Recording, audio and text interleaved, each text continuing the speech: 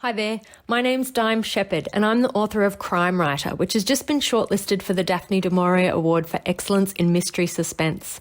Crime Writer is a fresh take on the crime and mystery genre with a hint of magical realism and another hint of whip-smart rom-com, telling the story of a crime novelist who recruits her main characters to investigate her possibly unfaithful fiancé. Full of fast-paced adventure and dry humour, it's perfect for fans of Janet Evanovich's action-packed Stephanie Plum novels or Mary Stewart's stylish romantic suspense. If you love an addictive read that's a little bit dark and a little bit funny, then head to the Mystery and Thrillers page of the Australian Book Lovers website or check out dimeshepherd.com. It's available in paperback and ebook everywhere online you buy good books. I'll also be doing a podcast soon if you'd love to know more, so stay tuned. Once upon a time. Welcome to Australian Book Lovers, your destination for imagination.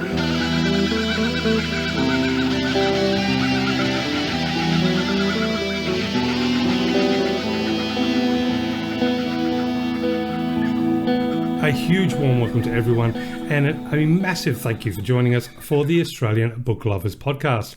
Our mission, as always, is to bring fabulous Australian and Indigenous literature spanning a whole range of genres to book lovers all around the globe, as well as fantastic resources and information for passionate authors looking to write their next bestseller.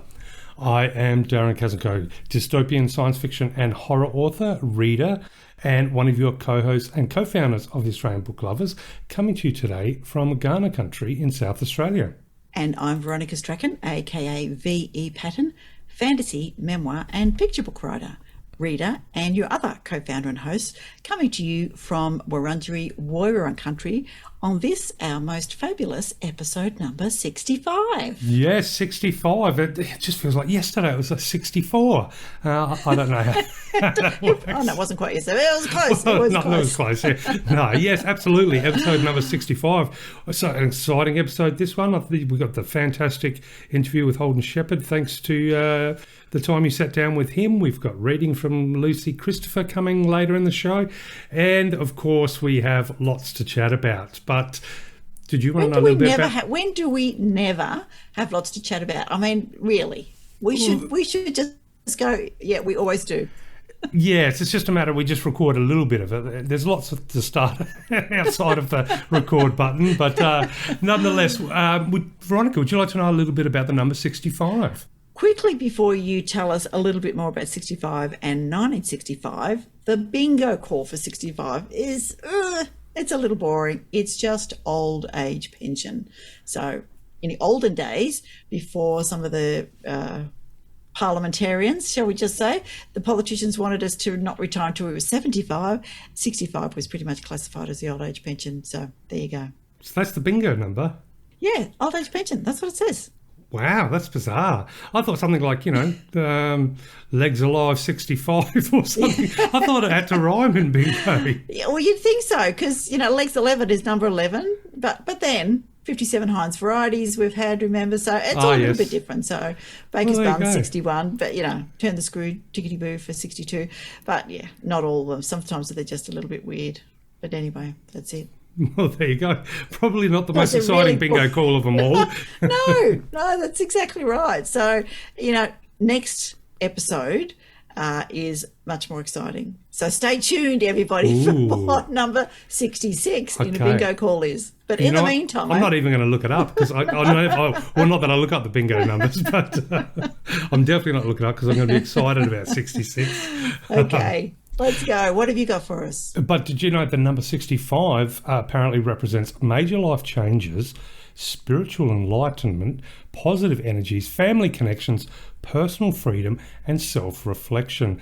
It is a powerful number, often presented as a wake-up call to those who encounter it. Well, I guess it's a bit of a wake-up call for me right now, because I've just encountered 65, and it's an intuitive sign when you see the number 65, asking you to connect with your higher powers to make important life choices and ultimately achieve success in your life. So I think quite a little bit positive there. Yeah, and quite aligned to our interview with, when you hear it, our interview with Holden Sheppard today. So yeah, good. Fantastic. But 1965 in Australia, of course, was an important year for a number of reasons, and a couple of reasons that I was really surprised to discover. So first of all, in 1965 in Australia, the Australian Conservation Foundation was formed. The passenger and car ferry Empress of Australia began operating between Sydney and Hobart. This one's quite cool. The Royal Australian Mint opened in 1965 in Canberra. It was opened by Prince Philip, and that was the start of production for the first Australian-made decimal coins. Ah, so there you we go. Quite a pivotal moment in history there for Australian history. It is, and in fact, I remember Mum coming home with the new money. It was very exciting. Woohoo! And looking at it on the kitchen table and trying to work out, because I'd been at school for a couple of years then, and of course you had to, you started to learn your money, and you knew how many sixpences and halfpennies in a penny and a shilling and all those kind of things. And of course, pounds, shillings and pence made absolutely no sense, whereas decimal currency seemed like a really logical way to have a monetary system. But yes, they were very shiny. Oh, did you have any like sealed from back then that never? Sadly, we had I think we had probably 6 of 8 children by that stage. So Mum didn't have any spares to do it. However, my husband is a bit of he likes those kind of things. So he's got some really old $1 and $2 bills, which of course are now also no longer in circulation. So he does have those, and we also you can get baby coins, which you can get in the year the child was born, and so we've got those for the kids and for a few of my nieces and nephews at one stage. But it always seems like throwing good money after bad to get money, buy it, paying more for it than it's worth, putting it away in a drawer in case one day it gets worth more. Well, I've actually got to think about 6 sealed, so unopened, $5 coins. And from 1984, maybe 1986. And I looked up when I moved, just finished moving, and I was actually, as you do, you go through your drawers and stuff, and I thought, I wonder how much they're worth, and I think they're worth about $5. See, throwing perfectly good money down the drain. Exactly. But I do miss all the stamp and coin collectors. Many apologies, but yes, I just have never quite seen the point of it, and I know that you can make it big if you've got is it a 1933 penny? 1926. 26, yes, there's a penny out there, but so yeah. With stamps, you never know, you might be sitting on the lotto winner, but then you've got to trust a professional to tell you that you got $1 million stamp, as opposed to offer to buy your stamp collection for $100. Yes. Now, that sounds like some amazing. Oh, was that rain then? That is rain. Sorry, you might be able to hear in the background that the heavens have just opened here in the Macedon Ranges. So a little bit of atmosphere for you to tell us about 1965. Well, absolutely. So, it rained sometime in 1965. And it's raining today. There we go. All the technology in the world. No, everyone needs a little bit of rain sometimes. But in 1965, there was the first drawing, and this is a little bit more serious, the first drawing of the birthday lottery to determine those eligible for national service training. And, of course, because that was in the same year that Menzies announced the government's decision to send a combat force to Vietnam following a request from Saigon for more military aid. So, again, a very pivotal moment in Australia's history then. But for a little bit more on the domestic side for you, Veronica, Swan Hill in Victoria became an actual city. Ah, there you go. Yes. And there was a limited free trade agreement negotiated between Australia and New Zealand, so the start of some maybe some gift swapping. Yes. But here's an interesting one. There was a police raid in 1965 on Melbourne's Austral bookshop. Oh. And the police raid was in order to seize copies of The Trial of Lady Chatterley, which is, of course, a banned book recounting the British obscenity trial of author D.H. Lawrence. Mm-hmm. So, not a good tick for police then. I don't think they've actually had a good tick for a long time. I don't know if they've ever had a good tick anywhere. But there's some really cool stuff in 1965. 2 very important inventions. The first one is the inflatable escape slide, which was invented by Jack Grant of Qantas. So those like slippery dips? Yes, I do, because a friend of ours makes them down in Tassie, he and his company, actually make those escape slides. And oh, wow. the lifeboats now, yeah. Well, there you go. Yeah. Now, I may have to put in the effects here somewhere for a big drum roll, because my last little reflection on 1965, set in celebration, of course, of episode number 65, is a fantastic invention that has literally changed the lives of Australians since the dawn of its invention in 1965. Perhaps it's changed, in a way, the world, and could be considered a fundamental, foundational element and symbol of what it is to be Australian. Can you guess what that might be? No, you have me intrigued. Oh, it's an intriguing one.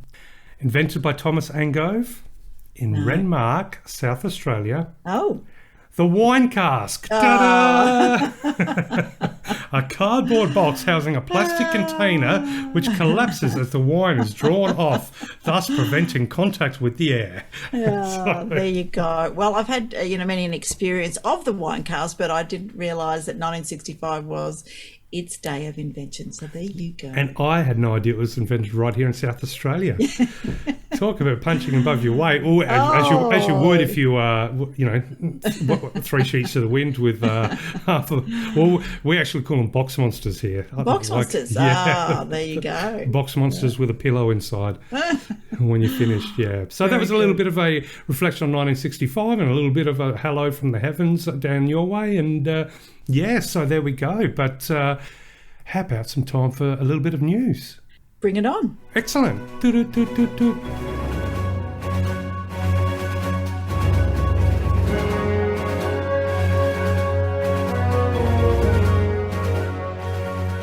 First off piece of news is, don't forget, and we mentioned this last episode, but definitely don't forget Indigenous Literacy Day on the 7th of September 2022. So there's lots of stuff out in social media, and you can certainly look at the ilf.org.au for their national digital event for celebrating stories, cultures and languages. So there's going to be a magical story led by children from some of the remote mobs in Northern Territory.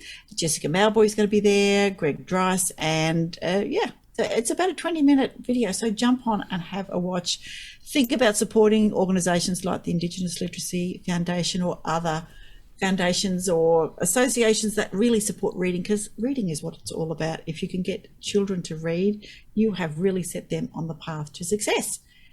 Okay, switch over now to the Australian Society of Authors, one of our great places for news. And they had another successful VLSD Day. Any idea what that is? I could not tell you, no. All right. In fact, it's a virtual literary speed dating opportunity. So they just had another successful one. They have, several through the year. Keep your eye on there. So over 2 days, they host sessions with 13 publishers and 3 agents, and they facilitated 263 pitches from members across Australia. Wow. So it's pretty good. So if you're looking to go down the traditional route, or if you're looking to get yourself an agent or anything along those lines, you need to be on the Australian Society of Authors and really take, and even any of the other statewide organisations, and, take your learning and learn not just about the craft, but about, industry as well, because you need to learn those kind of things. That's mostly for our writer listeners as opposed to our reader listeners, but anyway, that's okay. There is one more thing that I wanted to mention, and that is about the meanings and origins of words starting with L. Ooh, the letter L this time. The letter L. So we're sliding down back to A. This is the School of Literature, Languages and Linguistics from the Australian National University. Thank you to the College of Arts and Social Sciences. Have you an understanding of the word Larry? Not quite, unless it means maybe, possibly. No, not quite. You are the weakest link, Darren. Or just not as old as me, so that's okay. I really like that they've got some old words recorded that, are going to go out of fashion, because the young things these days have much more different words, that's very bad grammar, have very different words. Take out the much. Larry, originally flashily dressed, showy, or socially unacceptable. So the term is a transferred use of the British slang leery or leery, meaning knowing or conceited. And the first evidence for the term comes from September 1898, when the Melbourne Journal Tocsin describes somebody thus: height about 5'6.5" style leery, shopmate suit, tight fit and cheap, flower in slouched hat, well over eyes, silk around neck. So the spelling is, gone through a few different things like L-E-R-Y. It's now L-A-I-R-Y. But, they have lots of variants. They've mostly faded away. But nonetheless, it's now become a standard term in Australian English from the early 20th century, and writers use it without quotation marks. Now, the population spawned, like the adjective, a leery person, quickly spawned a noun and a verb to match. So the noun leer, meaning one who displays vulgarity, especially in dress or behaviour, show off, a larrikin, was used in the 1920s, kind of from there on. And the verb leer is most frequently used as a verb phrase in combination with up, meaning behave in the manner of a leer, and produced another adjectival use, as in from G. Savage, The House Tibet in 1989. At Legal Aid, I got landed with this callous person, all layered up with these big shoulder pads and earrings like baby crocodiles. There you go. So there you are. They say by the 1950s it's produced a new extended form, leerise, with an identical meaning, but, there you go. So, but if I say someone's a bit leery, it tends to mean for me that they're a bit loud and a bit vulgar. Vulgar, okay. Even though some people might describe me as that, I did have a little bit of a reputation for that in my younger days. Maybe I just got tired of being loud and vulgar now. Now I'm just loud, but anyway. Well, for example, is a thongs and a pretty cool Hawaiian shirt, would that be leery? Yeah, it could be leery if you were at a dinner party. Oh, okay. It's a bit leery, yes. Yeah, I'm leery. So I'm definitely leery come summer. Larry? If it's hot, I want to be comfortable and I want to be able to eat, enjoy, drink and swim for all without having to get changed. Well, there you go. I find board shorts, thongs is the perfect thongs attire. And a Hawaiian shirt, really good. And Hawaiian shirt, you dress up a little, Yeah, well, Hawaiian shirts were all the rage in the, the 70s and 80s. Don't you worry about that. Lamington is my next word. Well, that is a staple, isn't it? Yes, indeed it is. A square of sponge cake coated in chocolate icing and desiccated coconut. Now, the origin of this term has been hotly debated. The cake is popularly associated with the name Charles Wallace Bailey, Baron Lamington, from 1860 to 1940, the Governor of Queensland from 1895 to 1901. And although the dates of the earliest recipes line up with the governorship, the attribution doesn't appear until the 1970s. Wait for it. The early New Zealand evidence has a variety of spellings, including Leamington and Lamington, which may point to a different origin. Let's just go back to the episode where we spoke about pavlova and whether that was in fact a Kiwi or Australian invention. Yes. Yep. But for further discussion, you can have a look. They have an article on their website called Lords and Lamingtons, which you can go on and have a look at. That is just a bit hilarious. But I remember making lamingtons as fundraisers with my mum, and you would have trays of sponge cake, which were made by some person. Then they'd make up a really runny chocolate icing. Then you'd have bags of coconut. The kids like the bags of coconut because you'd drop a lamington in, shake, shake, shake, and then you'd put it out there. And of course, your fingers would end up being just a little bit covered in coconut and chocolate, which from time to time you had to lick them and, of course, then go and wash your hands, she says, in inverted brackets. But, that was one of my favourite things, was making lamingtons. Well, I can't say it's been a short time since I've had one, because it's actually been a long time since I've had a lamington. But I do remember there is a very distinct dividing line between the, shall we say, deliciously soft, moist and somewhat jelly-inspired creamy lamington. Oh, yes. And the dry ones, that feel like you've just bitten off a piece of the chalk from the school. Yes. And, yes, alas, you would be so disappointed that the dry lamington, and nothing worse than dry lamington that you can sort of tap on the edges. Oh, yeah, it's not good. And while it is better to have the cake just a little bit stale, it's like super fresh cake, I mean, they probably do it with machines now, so it doesn't matter. But if you're making lamingtons by hand, super super fresh sponge cake just melts in your hand. So, you dip it in chocolate and you get out a lump of mess. But there is that ultimate or that ideal time, I guess, for what a Lamington should be, whether it's soft or hard, but I don't fancy the hard ones. I wonder if they do deep fried Lamingtons, because I know, because it's quite the thing now. So like you got your deep fried Mars. Well, here in Adelaide, I think we started the deep fried Mars bars and deep fried Snickers. Goodness me. You've got deep fried ice cream. I think maybe you could do a deep fried lammy. Oh, well, why not? Then you could do it super fresh and not be concerned about it having all of your fingers. That's true, because it would just be straight into the batter and into the mix. All right. Well, there you go. That's it. I'm getting a food truck. I'm getting a deep fryer, and I'm hitting the road with Lamingtons. Well, the thought of that has made my mouth feel a little bit strange. One more L word. Let me ask you, I'm sure you would have heard of Larican. Oh, of course.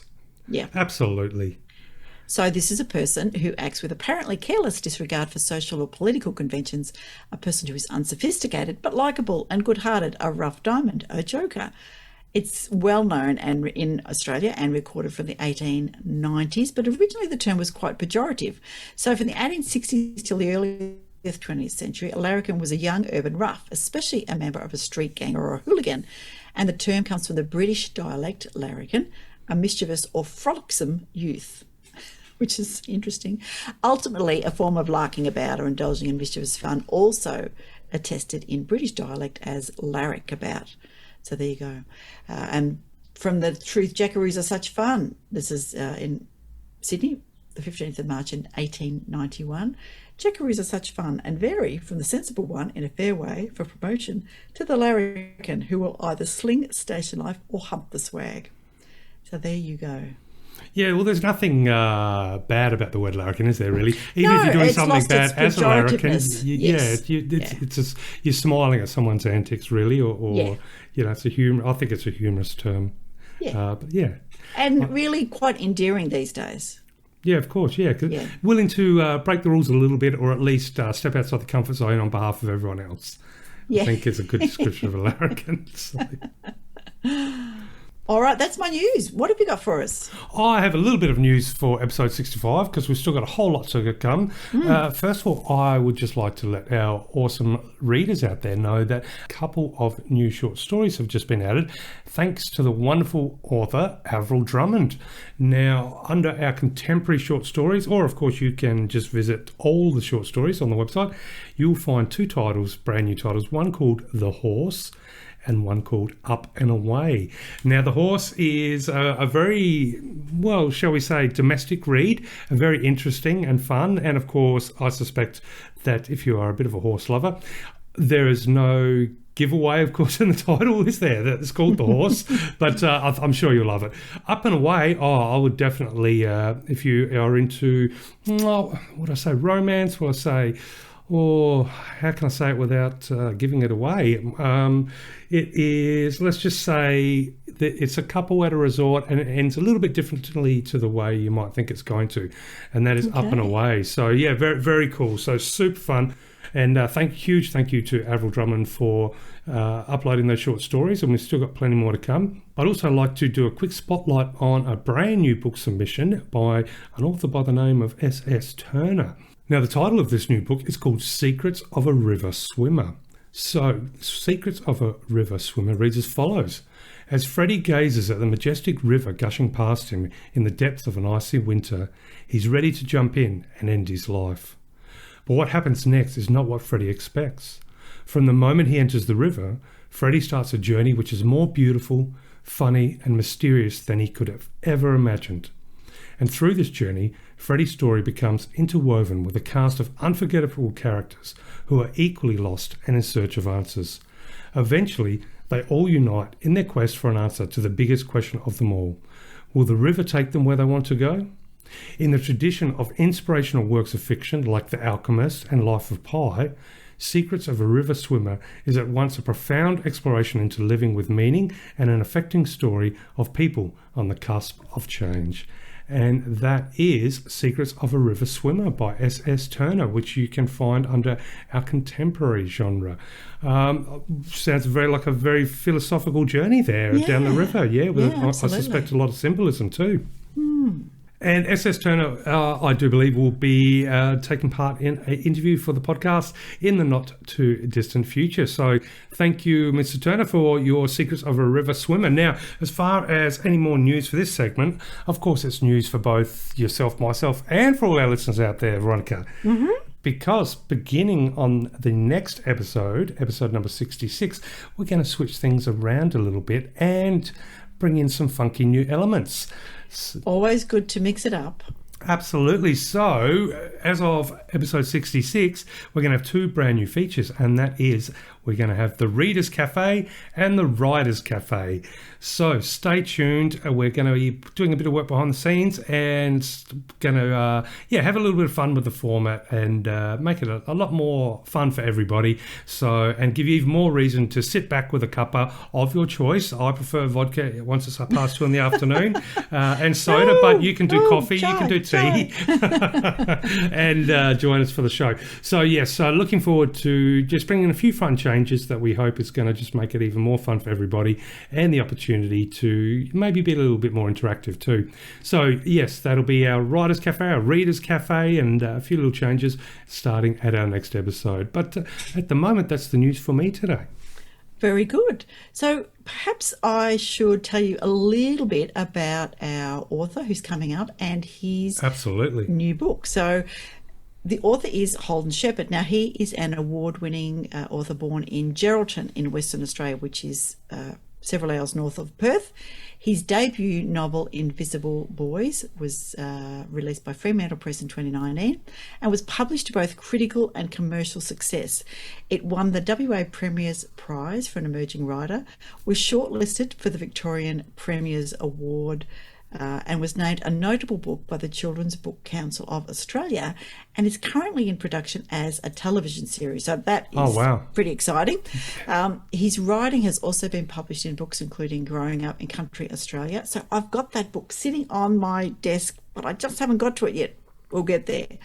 Hometown Haunts by Wakefield Press, and I know another one of our authors, Andrew Roth, works with Wakefield Press. How to Be an Author, Fremantle Press, which Holden talks about in his interview. Bright Lights, No City, Margaret River Press, and he's written articles for WA Today, 10 Daily, The Huffington Post, the ABC, DNA Magazine, and Faster and Louder, and his creative works have been published in journals Griffith Review, Westerly, Page 17 and Indigo Journal. Now, he graduated with honours from Edith Cowan University's writing program. Wow. And in 2015, he won a prestigious Australia Council grant. In 2022, he appeared on the hit ABC TV series You Can't Ask That in Season 7 in the episode titled Bogans. I thought the episode might be called But I Just Did. No. Holden is Deputy Chair of Writing WA and an Ambassador for Lifeline WA. He's represented by Gabby Nahr of the Left Bank Literary.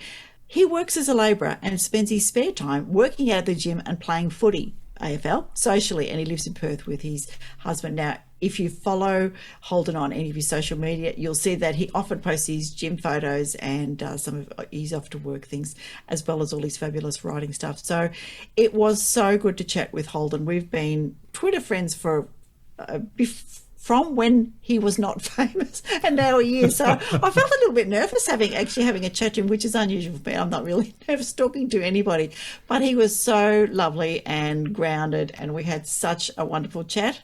So let's just quickly give you the Brink, because I remember that I forgot to mention the Brink while I was talking to Holden and read all about it, because this is his new book. So the Brink, which has just been released, is about a group of school leavers free at last, ready to party and expectations high. A remote island on the West Australian coast wasn't exactly the plan, but they're not going to let that hold them back. Leonardo, geeky, asthmatic, shy and prone to anxiety, has landed with them.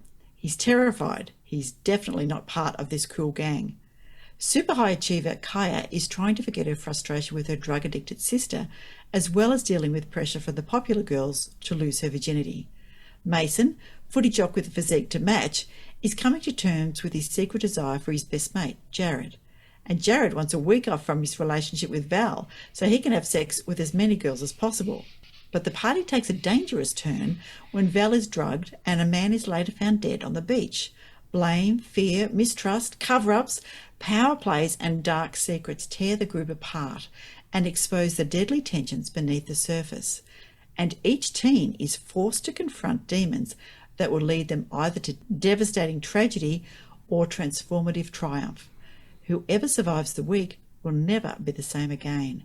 The Brink is a raw, powerful novel that pulls no punches in its authentic exploration of masculinity, sexuality, mental health, drug and alcohol use, relationships and sex. Holden Sheppard takes the teenage experience to the next level. Definitely sounds like it's taken to the next level, and it sounds like there's a whole lot of themes to dive into in the Brink. Yeah. Obviously it's going to be a little bit confronting, but that's the only way it can be and should be. Yeah, absolutely. And I've read Invisible Boys. I haven't read The Brink, and sadly I can't give myself the giveaway copy that we've got here. I have been tempted to carefully try and read the book, but I haven't. So we have a number of people who've already jumped on and said yes, they want a copy of this, because if you are one of our newsletter subscribers, you can get access to the special giveaways that we have. And this last newsletter has had A Remarkable Woman by Jules Van Mill. Again, lots of people want a copy of that. And The Brink by Holden Sheppard. So if you're interested in getting a copy, jump on to australianbooklovers.com/book lovers and subscribe. There you go. Enough waffle, time to listen to Holden. Yes, I'm excited. Let's listen to the interview. Bring it on. Excellent.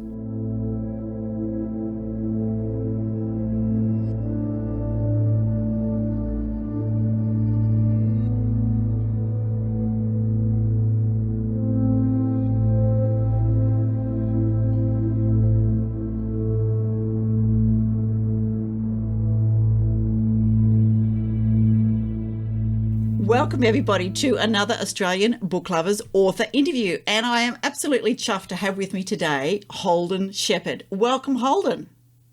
G'day, Veronica. Thank you so much for having me.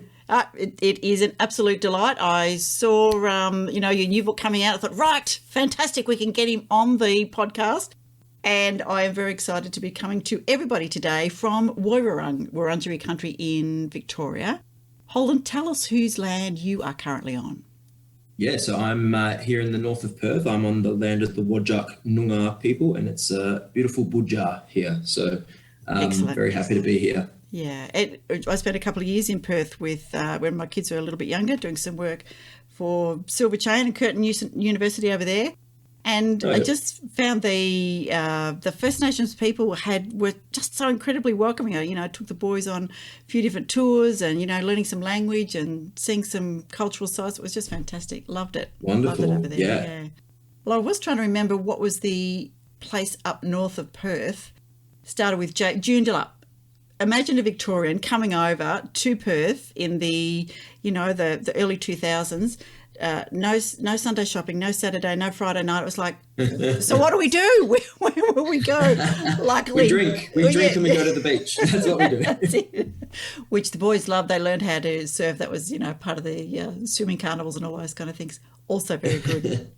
Okay, so here we are, and really we're here to talk about your writing and your books, and we're thrilled that you've got a second book out called The Brink, but I'm going to leave that one till a little bit later. Your first book, Invisible Boys, came out with Fremantle Press. How many years ago now? We're coming up on 3 years. 3 years.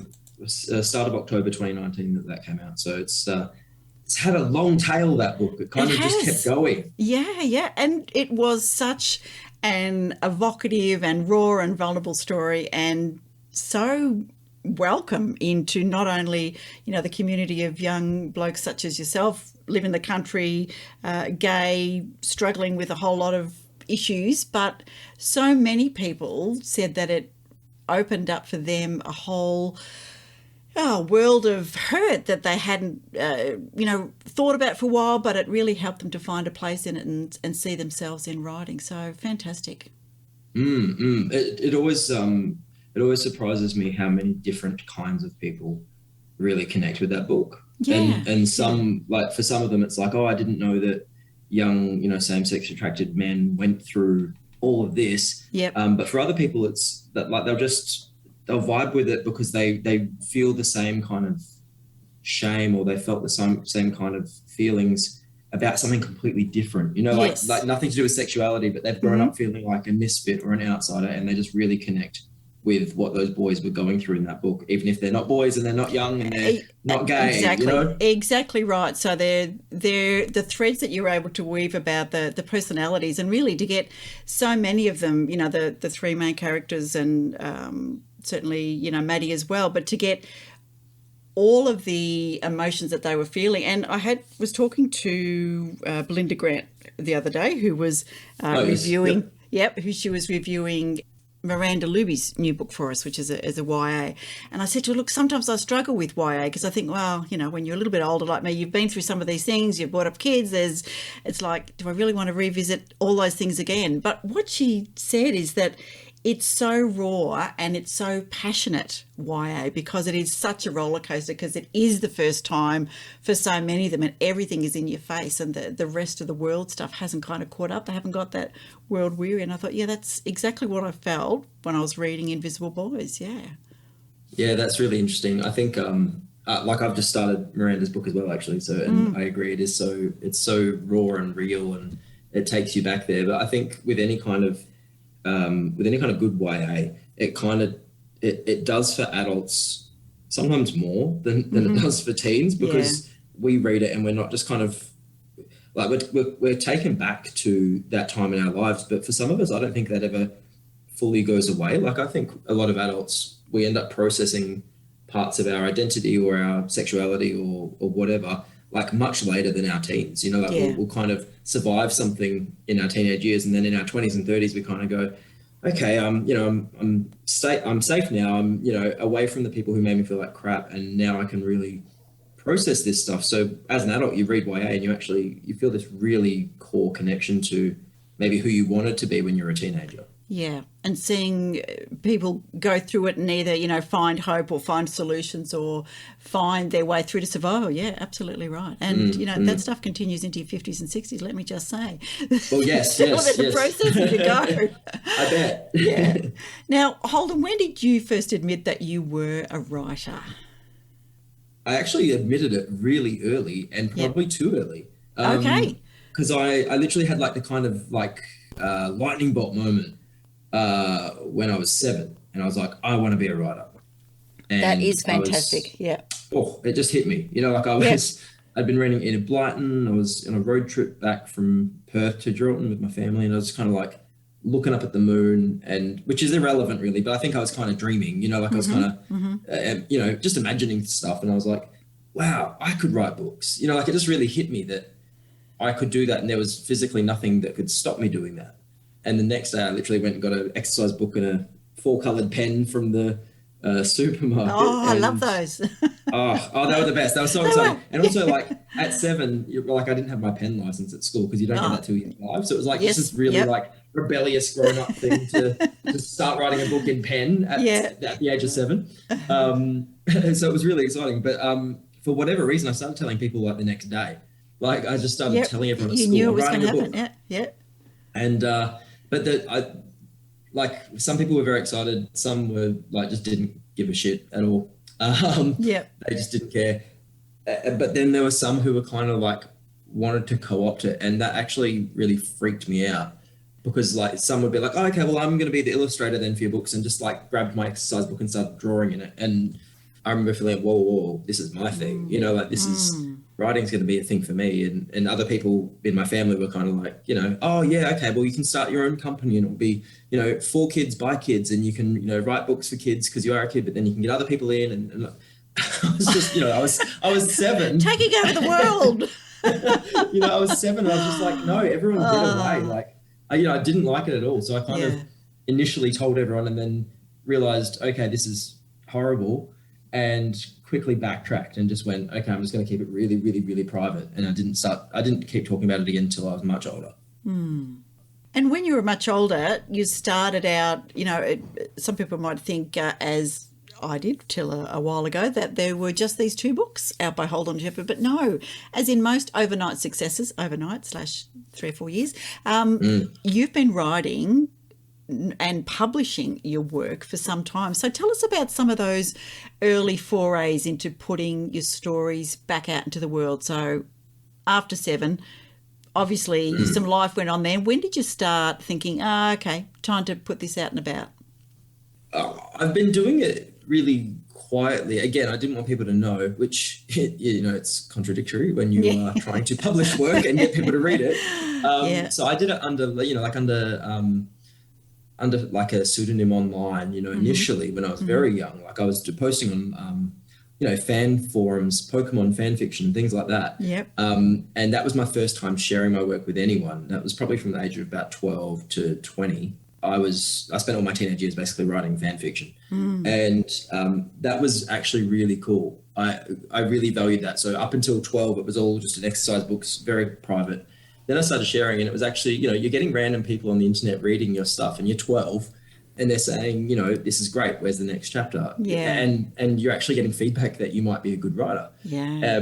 I loved that. I even had, I had some readers who were a few years older than me, so they'd be, university students or whatever, and they'd be kind of going, okay, well, here's all the grammatical errors you've made, and here's the rules you've broken. And even though but it was always mixed with like, that was a great chapter and I really liked this character or whatever else. So I'm getting this feedback and I'm actually learning how to write. Like I was actually really being mentored informally by some of these older readers. And so I did that for a long time. And then eventually I finished that story. It took a decade, but I finished the big, story that I was writing. And then I went, all right, time to be an adult and time to write something that could be published for real.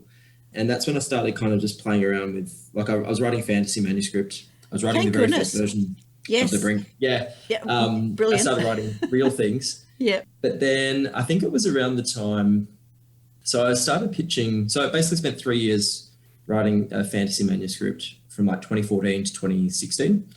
And then I started pitching it to agents and it wasn't getting attention. And I just had the thought of like, okay, well, like as a backup, if nobody wants this story, I need to think about maybe self-publishing it. Yep. And that didn't really bother me kind of as a stigma thing because I've been publishing online for years on forums. So it didn't really bother me about kind of, there's a stigma around self-publishing stuff sometimes or being an indie. And I was like, no, screw it. Like if everyone says no, I'll find a way to get it out there. So to start that off, before I kind of reached that point, I thought, 2017, I'm going to put out every quarter, I'm going to put out one new short story and I'm going to release it as an ebook and as a paperback and just start getting some practice of putting my work out there on my own. Yeah. And then, if the fantasy book finds a home, great. If it doesn't, I'll have had 4 stories out in the world. People will start to know my work and get to know me a little bit. And then I will self-publish the fantasy one. Now that's not how it all worked out, but okay. But that was the plan. I published 3 of those 4 stories, and then the 4th one ended up going very, very long and turning into Invisible Boys. Right. So that my plans went skew. Definitely but probably not in the fantasy. best possible way. Yes. Yeah. Go on. No, keep going. No, I like, if releasing something independently, maybe especially a short story, which, people aren't super interested in reading necessarily. It just showed me how hard it is. Like I went through that kind of forging fire of being an indie for about a year. And it was tough. You have to work really hard to make anyone care about you at all. That was a really steep learning curve. I learned a lot. And I think my hustle mentality that I have now as a traditionally published author comes from that era, because I just knew like I have to use everything. I have to pull all the levers. I have to, use my social media as much as I can. I have to make as much noise as I can because people don't care. And you have to, as an author, find a way to make them care. Yeah, to absolutely reach them. So The Scroll of Isidore, that was one of your early fantasy drafts. Is there any future for fantasy writing for Holden Sheppard? I love this question. I've never been asked about this in an interview. Well, I'm a mad fantasy writer, so I'll be, getting the Scroll of Isidore as soon as we're finished. So don't you worry about that. That's so cool. Look, I wrote that as a kind of, I guess, teaser. I think it's about like a 7,000 word short story. And I just wanted to dip my toe into writing something fantasy and actually putting it out into the world. It's, it's short. It's not huge, but it's, I think it's decent. You know, I'm not embarrassed by it by any means. But the idea was that it just kind of gave readers a glimpse of perhaps a future fantasy world that I was planning to write novels in. Mm-hmm. I don't know. Like, I think I probably will at some stage write fantasy. At some point, it was going to be YA fantasy, Mm-hmm. and I suspect it won't be. I think if I do make a foray into fantasy in the future, it won't be immediately because I've got kind of contemporary fiction to write first. Yeah. You know, quite a few books of that will be coming out in the next few years. Mm-hmm. But then, I like that. And it's not even necessarily fantasy, but action adventure is something I love. So Yeah. throwing in a bit of magic just makes me happy. Yeah, But yeah, I think I will at some point. I don't know when exactly, and I don't know what form it will take. But I intend to write those kind of stories at some stage. Brilliant. I will be looking forward to those, most definitely. Now, before we go on, I have to ask you, because all the Pokemon gamers out there will be going, who is your favourite character? So who's your favourite Pokemon? Do you know what? I always go with Squirtle. Oh, okay, Because but there was like in the anime of Pokemon, there was Ash's Squirtle was like this really like rebel punk Squirtle. So he was like the leader of the Squirtle squad, and he had like these cool sunglasses, like aviators. So he was always my favorite. So I will say Squirtle. There you go. Very good. My kids, I think Psyduck, Squirtle, Fraser's was Squirtle, and he still plays. He's still a big game, although he's now a bit more into Final Fantasy, but there you go. Anyway, very good. So do you still play Pokemon? I do. I've kept playing up until whatever the most recent one was. I think as the graphics have gotten better, I've somehow like gotten less interested in it. I have no idea why that is. Yeah. But when it was like a really crappy, Game Boy version, I used to go ape shit for that game. I loved it. So like my era was like red, blue, and yellow, and gold and silver. Yes. And then I kind of came back to it as an adult and played, I think, Black and White and X and Y and Sun and Moon and that kind of stuff. So I have, I think the last one I got was Sword and Shield. So I think that is the latest one. But I didn't finish it, and it's the first Pokemon game I've never finished. I don't know what that means. I don't know if I'm growing up or... Well, either that or you've got too many other good things that you, want to do rather than just Pokemon. I think so, because it actually absorbs you. When you're in a game, and that absorbs everything. Whereas I think these days I probably go to the gym and I play footy and I do other stuff with my weekends. So I have less time to just sit there and, spend 10 hours playing. Getting all the levels Switch. and all the bits. Yeah. I think that's it, because I still love it. And I even wrote a Pokemon fan fiction late last year and put it up on Wattpad for free just as a fun thing. Yeah. It's called The Skeleton Thief. So I still love that whole stuff. I don't think I'll ever, if they ever offered me, Nintendo or Game Freak or whoever these people are, they ever said, look, we need you to write, a gritty Pokemon, YA TV show or novel, I'd be like, I am the guy for that. I'm steeped in the history. I know the worlds and I can do the other stuff easy. Yeah. 100%. Like I would so be keen, and I would absolutely not be snubbing that at all. I'd be taking it for sure. Yeah, very good. And look, again, chatting to two of my kids, went and visited them yesterday, and they were talking about D&D, and one of them's about to get into a new group, and the other one was talking about the DM and the Dungeon Master for non-D&D people. And the storytelling has to be so fantastic, and there's this, Fraser was telling me about this arc where, there's 100 years of memories that the DM has thrown into the mix that they didn't even realise, and now they've got all this stuff happening and they've all avoided death, and, it's the arcs and the tropes and things that they do. But the cleverness of the gamers is that they have to be able to branch and rebranch and branch and come back and, so that the game continues. So, just fantastic storytellers. Yeah, D&D, I've played a couple of times and I'm not good at it. Okay. As in, I know it's just like an RPG, thing. With dice, yeah. Yeah. But my brain can't handle how it can't do it. No. So my husband is a big gamer. Right. And like he's more video games, and he kind of jokes that I'm this casual gamer because all I play is Pokemon and City Skylines. Yeah, so not a serious game with his view. Yeah. And he's like a gaming, YouTuber. But we did once. So my sister, my little sister, married a guy who is huge into games as well. So you've got my husband and my brother-in-law like, yep, let's play D&D, we're going to be great. And then there was just me and my sister just sitting there like, we don't get this.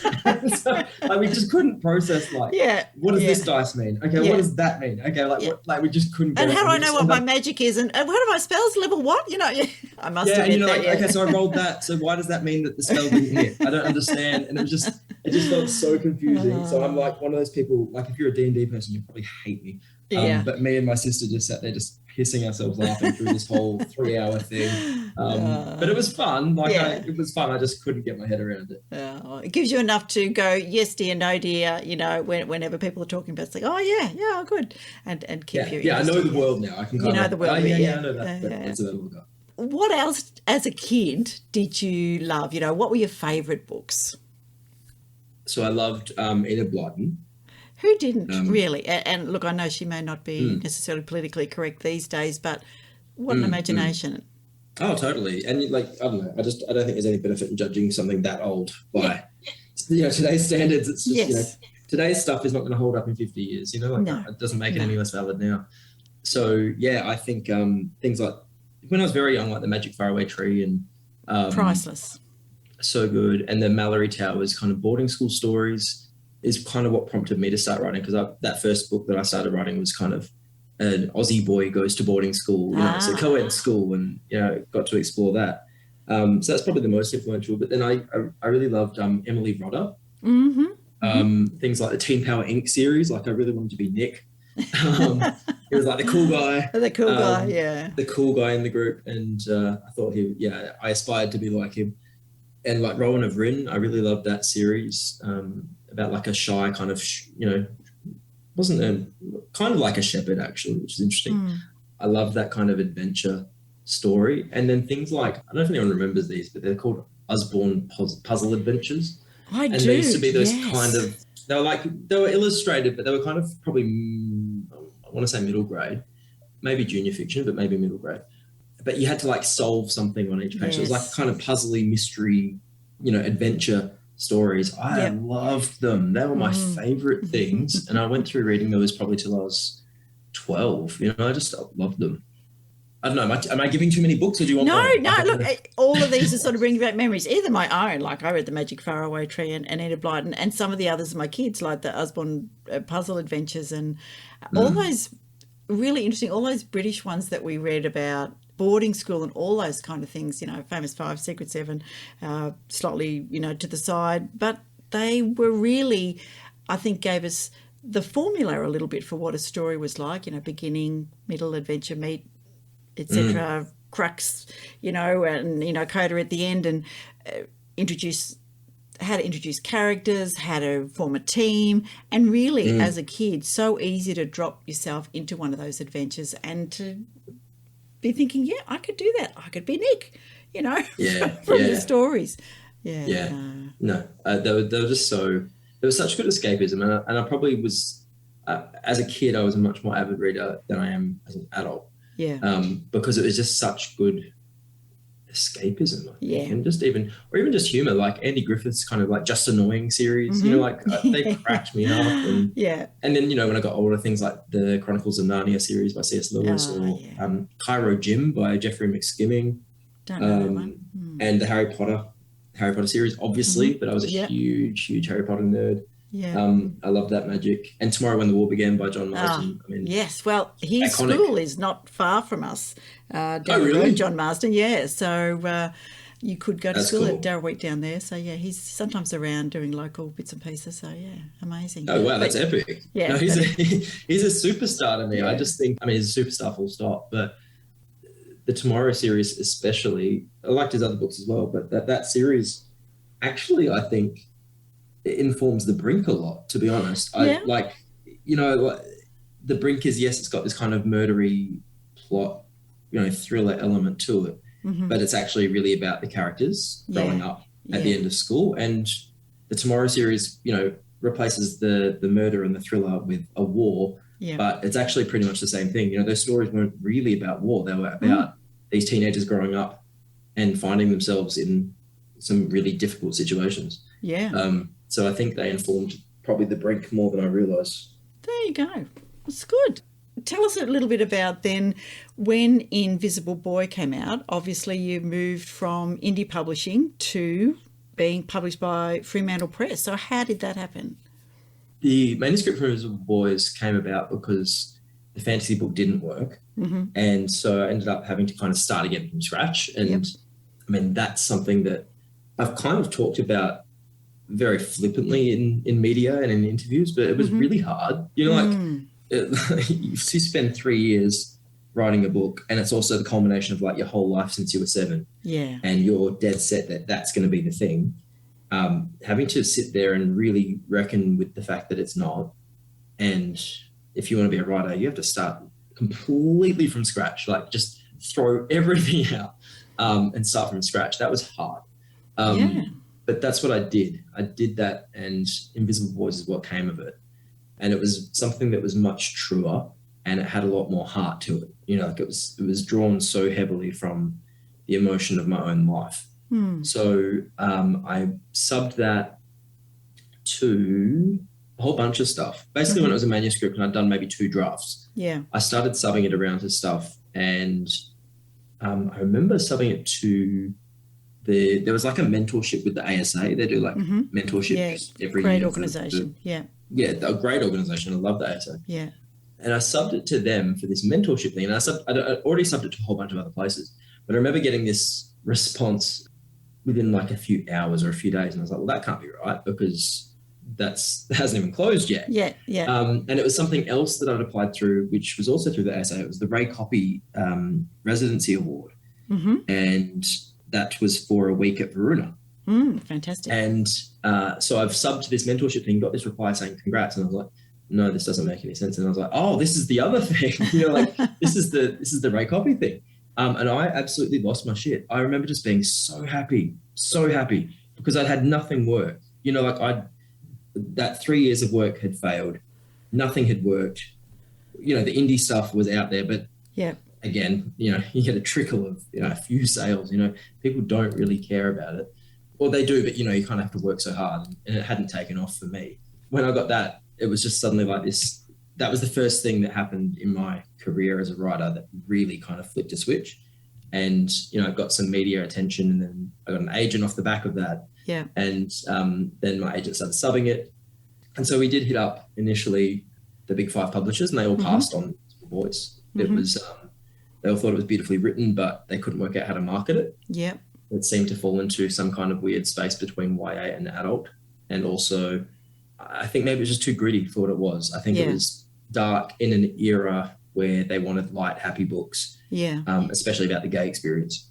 I ended up saying to my agent, look, there's this cool thing in Perth called the Hungerford Award. If you win, you get $12,000 and you get a contract with Fremantle Press. I said, I think I want to just give it a shot. Like, you know, I lose nothing by entering, but I think maybe I just want to do that. And so that's what I did. So it didn't get subbed after that. It just went just to Fremantle Press. It had to be exclusive to them for the Hungerford. Then I had to wait about 6 months, I think. It's a really, really long wait once it was submitted. But yeah, long story. Well, I've already told the long story, actually. Yeah. The long story, slightly less long than it could have been, is that it got shortlisted for that Hungerford Award and then it won. And so that meant that, Fremantle Press loved my book and they were going to publish it. And it came out about a year later. Which is still pretty quick. Very quick. Yeah, I mean, I think I won the Hungerford November 2018 and it came out start of October 2019. It was about 10 months from winning that award to actually getting it out into shelves, which was very quick. It is, yeah. Tell me, can we just go back a little bit to when you said, rightio, the fantasy's not going to work, I have to write something completely new. What was going through your mind, and how did you go, okay, I'm just going to draw a line over that and step into something new? What for you were the triggers or the drivers or the bits and pieces that went together where you just sat down one day and go, okay, I'm going to write something different? Yeah, it was not an easy time, and I'm glad you've asked about that. I think probably the only thing that made it a little bit easier was that I'd already started working on a version of the Brink at that time. So like I had a mentor through the ASA. I did end up getting a paid mentorship.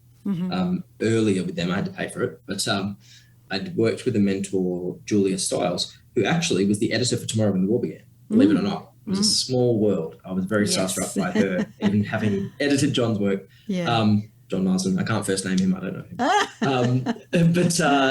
But yeah, so I had this process, and then I was like, cool, I'm going to start subbing it, And then she's like, cool, well, if you're going to start submitting, you have to immediately forget about it and move on to a new project, because otherwise you'll just sit there refreshing your inbox. Yeah. And so I was like, okay, well, I'll start the sequel to my fantasy novel. And she's like, well, if the first one doesn't sell, the sequel's going to be completely useless.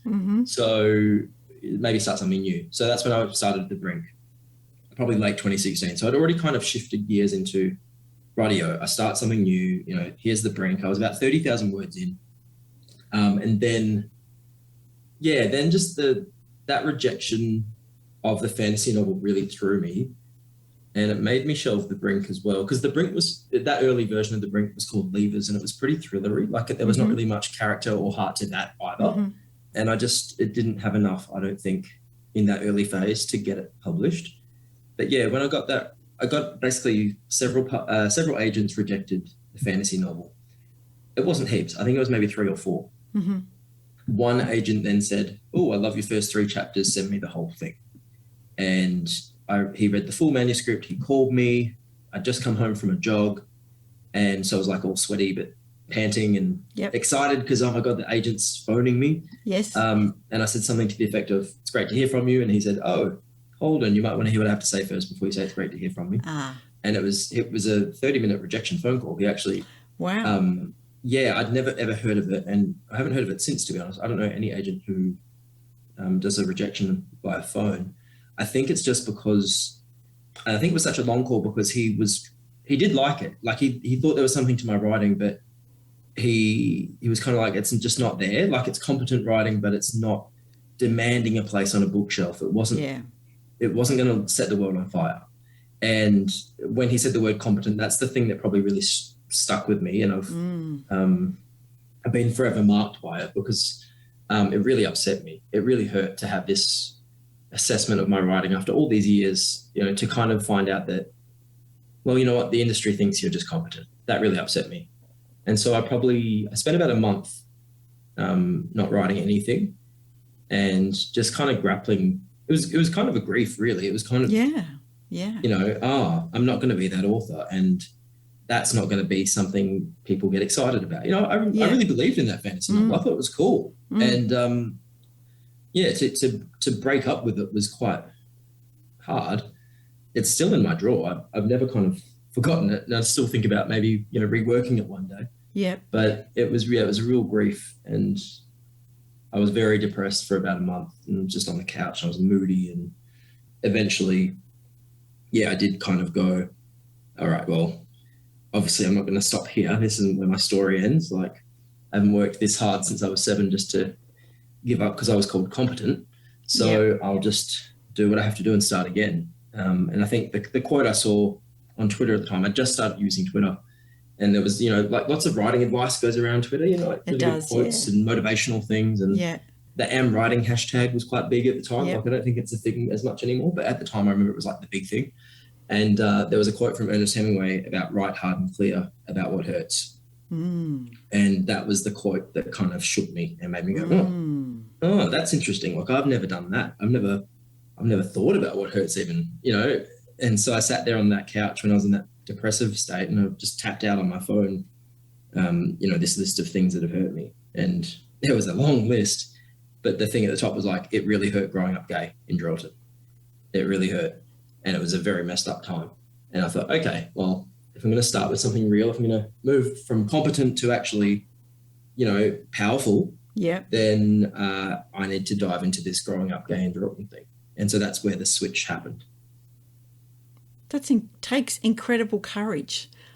People would have given up and said, oh, well, if I'm only going to be competent, I can't compete, I'll just go back to work. Yeah.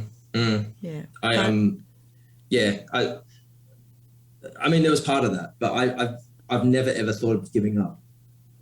That's the secret, isn't it? That it is still your dream, even if somebody wanted to pop a few of the balloons and go, Yeah, you're incompetent. Yeah, that new. I can see how that word would be like, yeah, nah, it's not. Yeah, and you know, it was actually like, if anything, it drove me on. Like, it was a really dark moment. Yeah. And deflating moment. And any writer who's ever struggled along their way, or anyone who is still in that phase of trying to get published, they'll get how just heartbreaking it was. Because I had no clue. I didn't know I'd have a career after that. Yeah. But I was like, I just went really, I describe it as going like black behind the eyes. I don't know what I mean by that. I just mean like there was no soul in me. I was just like absolutely dead set, tunnel vision. Okay, like the publishing industry has rejected me. I am going to work 10 times harder. And I'm going to put every bit of energy I have into making this book work, and they will not be able to say no to me. And I'll just keep going. And if Invisible Boys doesn't work, I'll write another one. And it was just absolutely like this really dogged, like, I am not giving up. I will not give up.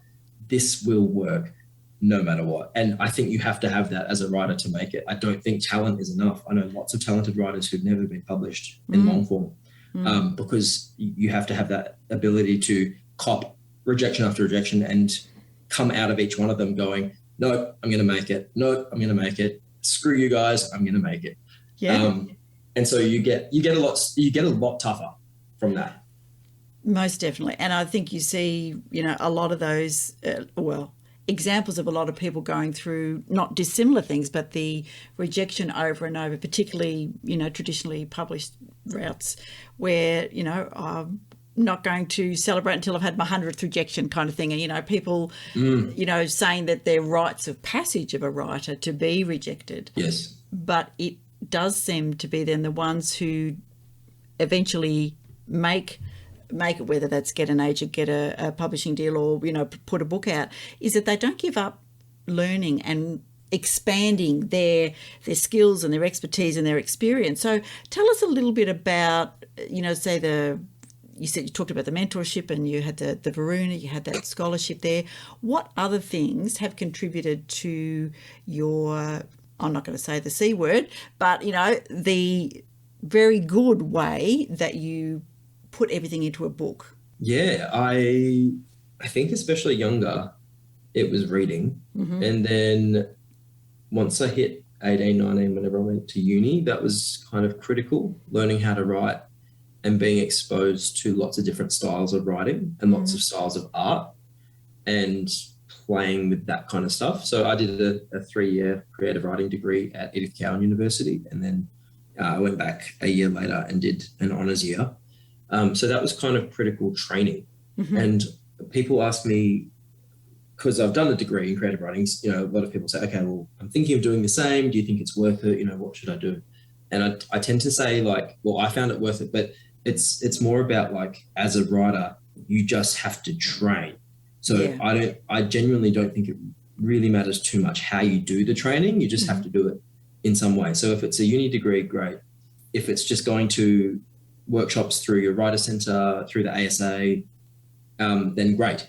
If it's reading books about how to get published and, craft books and, like On Writing by Stephen King, or, blogs by agents of how to pitch, like, you've got to learn all these parts of the industry. It's not just writing a book, is it? It's not. It's really not. And I think that's the thing, is that the writing is obviously the critical part to it, but you have to learn the craft, and you have to also then learn the industry. And I mean, my uni degree was really good for learning the craft. It didn't teach me much about the industry. And so I had to do that myself. And that was pretty important.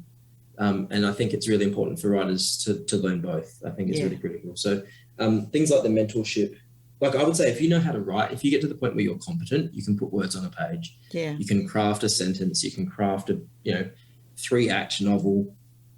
Then I think the most important thing after that stage is like a mentor or something like it. Manuscript appraisal, getting someone's eyes over your work who knows what they're talking about, who can then kind of do a one-on-one with you. Like, to me, that's the most beneficial thing for upskilling. So the mentorship that I had with Julia really made me a better writer a lot. And I'm very grateful for that. So I very much encourage people to apply for mentorships when they come up. is good. And yeah, keep your eye on the ASA. We often quote the ASA, various bits and pieces that they're doing. So excellent organisation, but also the writing associations in pretty much every state in Australia. And we've talked to most of them. The only people we haven't caught up with is the Northern Territory. They were jumping into their festival, which then got cancelled. And anyway, we'll catch up with them at some stage. Yes.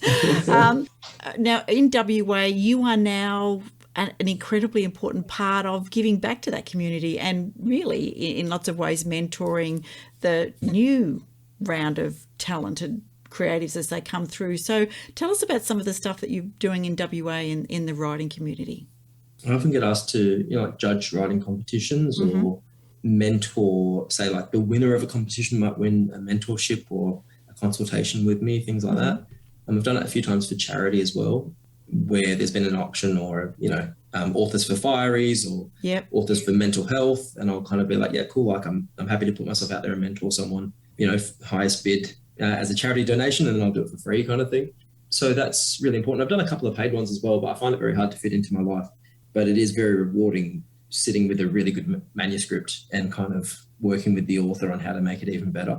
So I've been doing a little bit of that over the last few years. I find it great. I really love it. If I had more time, I wouldn't mind doing it. Do you ever consider giving up your day job? Because I know you still work. You've got a physically demanding work. And this is one of the questions that one of our reviewers who's reviewed both the Brink and Invisible Boys for us on the show, but she said, ask him, he's got these 2 brilliant books. When is he going to stop working and just write? Is there that in the near future, or is it still, as most readers don't realise, that being a writer in Australia is actually not very survivable financially? Yeah, I mean, like definitely the latter. Like I'm lucky enough that I'm reaching a level at the moment where writing is a solid side income. At times it's been my full-time income. So I've had, like last year I didn't work at all. I had no job. That was pretty fun to just be a full-time writer. Yeah. But it's not sustainable. I was living off appearance fees and advance money from my publisher and things like that, royalties coming in. But eventually you burn through that and you have to. So I basically work, a few hours a week, a couple of days a week, or 2 or 3 days a week, depends on the week, just working as a labourer in a timber yard. It's going to sound odd, but I actually really like it because it's just total escape from thinking. And so previous jobs I've had, I used to be a labourer years ago, and then previous jobs I've had have been very cerebral or just very time consuming, kind of on email or copywriting or planning events for a university and like things that just take up heaps of headspace. But also things that even when I switched off and I was no longer working that job, I'd be at my desk at home trying to write a draft and an email's come through. Okay, well, I'll just do that now. It's easier. Yep. And so I'd end up doing that all the time. And it just became really difficult to fit my brain around being almost a full-time writer and then also doing this kind of office work. And so I just went, screw it. I don't want to do office work anymore. I want to do a physical job. I rock up, I lift heavy stuff, I move it around from point A to point B, and then I knock off and I go home. And it's a great break from the computer. I get fit, so I don't have to kind of worry about skipping the gym that day for work. So it works really well for me. So I'll probably keep doing it for a little while, to be honest with you. Sounds like a good balance. It's a really nice balance. It's made me a lot happier this year, I think, doing that again. So I don't think I'll give up the day job altogether. But yeah, that's probably the other reason, is that if I was kind of taking on a lot of mentees and doing a lot of mentoring, it becomes a very cerebral thing, and it becomes then difficult to dive into drafting a book. And I'd rather spend my brain time, churning my own novels out. Absolutely, fair enough.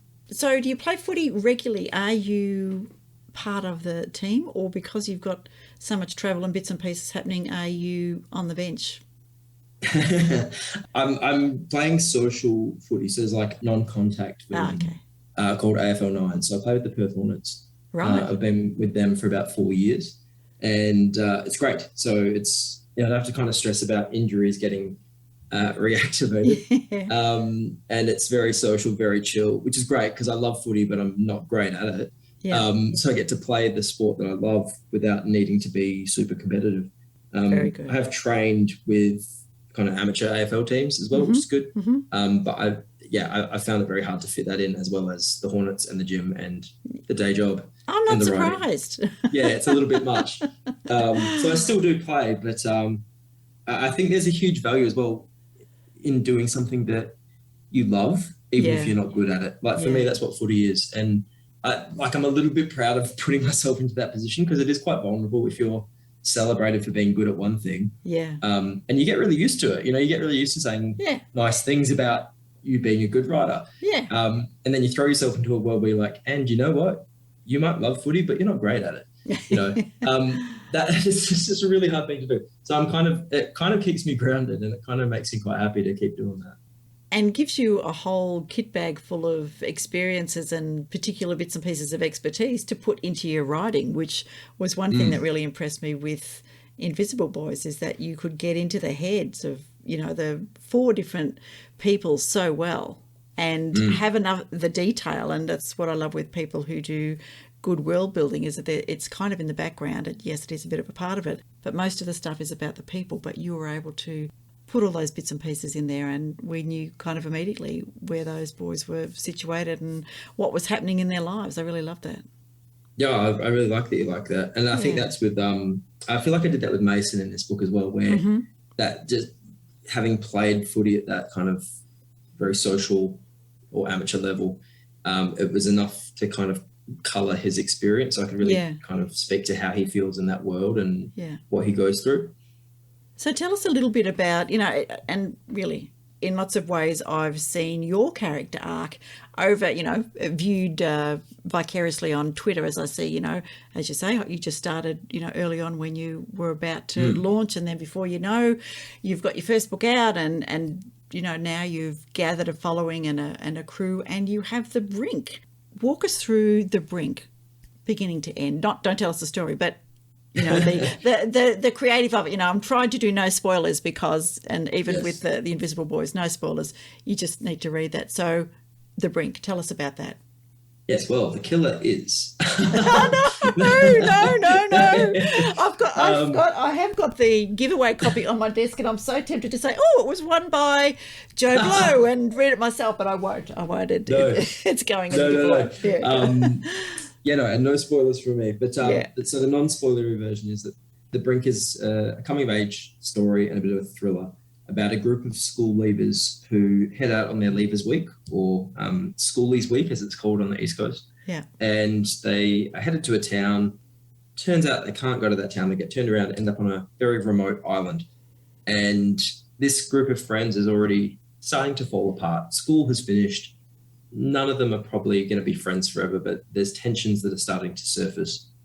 Basically, on this island, while they're on this leavers trip, it goes fatally wrong and someone drops dead. And that death has massive consequences. It starts to tear the group apart, but then it also starts to tear individual people and their identities apart, because all of them have constructed a certain version of themselves to survive high school, you know, a persona that was acceptable. And so we see the story and this thriller and this mystery of who did the killing. We see that unfold through the point of view of 3 of these misfit characters whose personas are starting to break apart. Leonardo is very, very shy and anxious, but he actually wants to be tough. He actually wants to be really manly. He wants to be a bloke. And he, you know, that's just so at odds with the persona that he's constructed. Kaya is a high-achieving, good girl. She's a virgin, but likewise, you know, she doesn't want to be that. She wants to be bad. You know, she wants to have fun and have sex and break the rules and do stuff that she wants to do.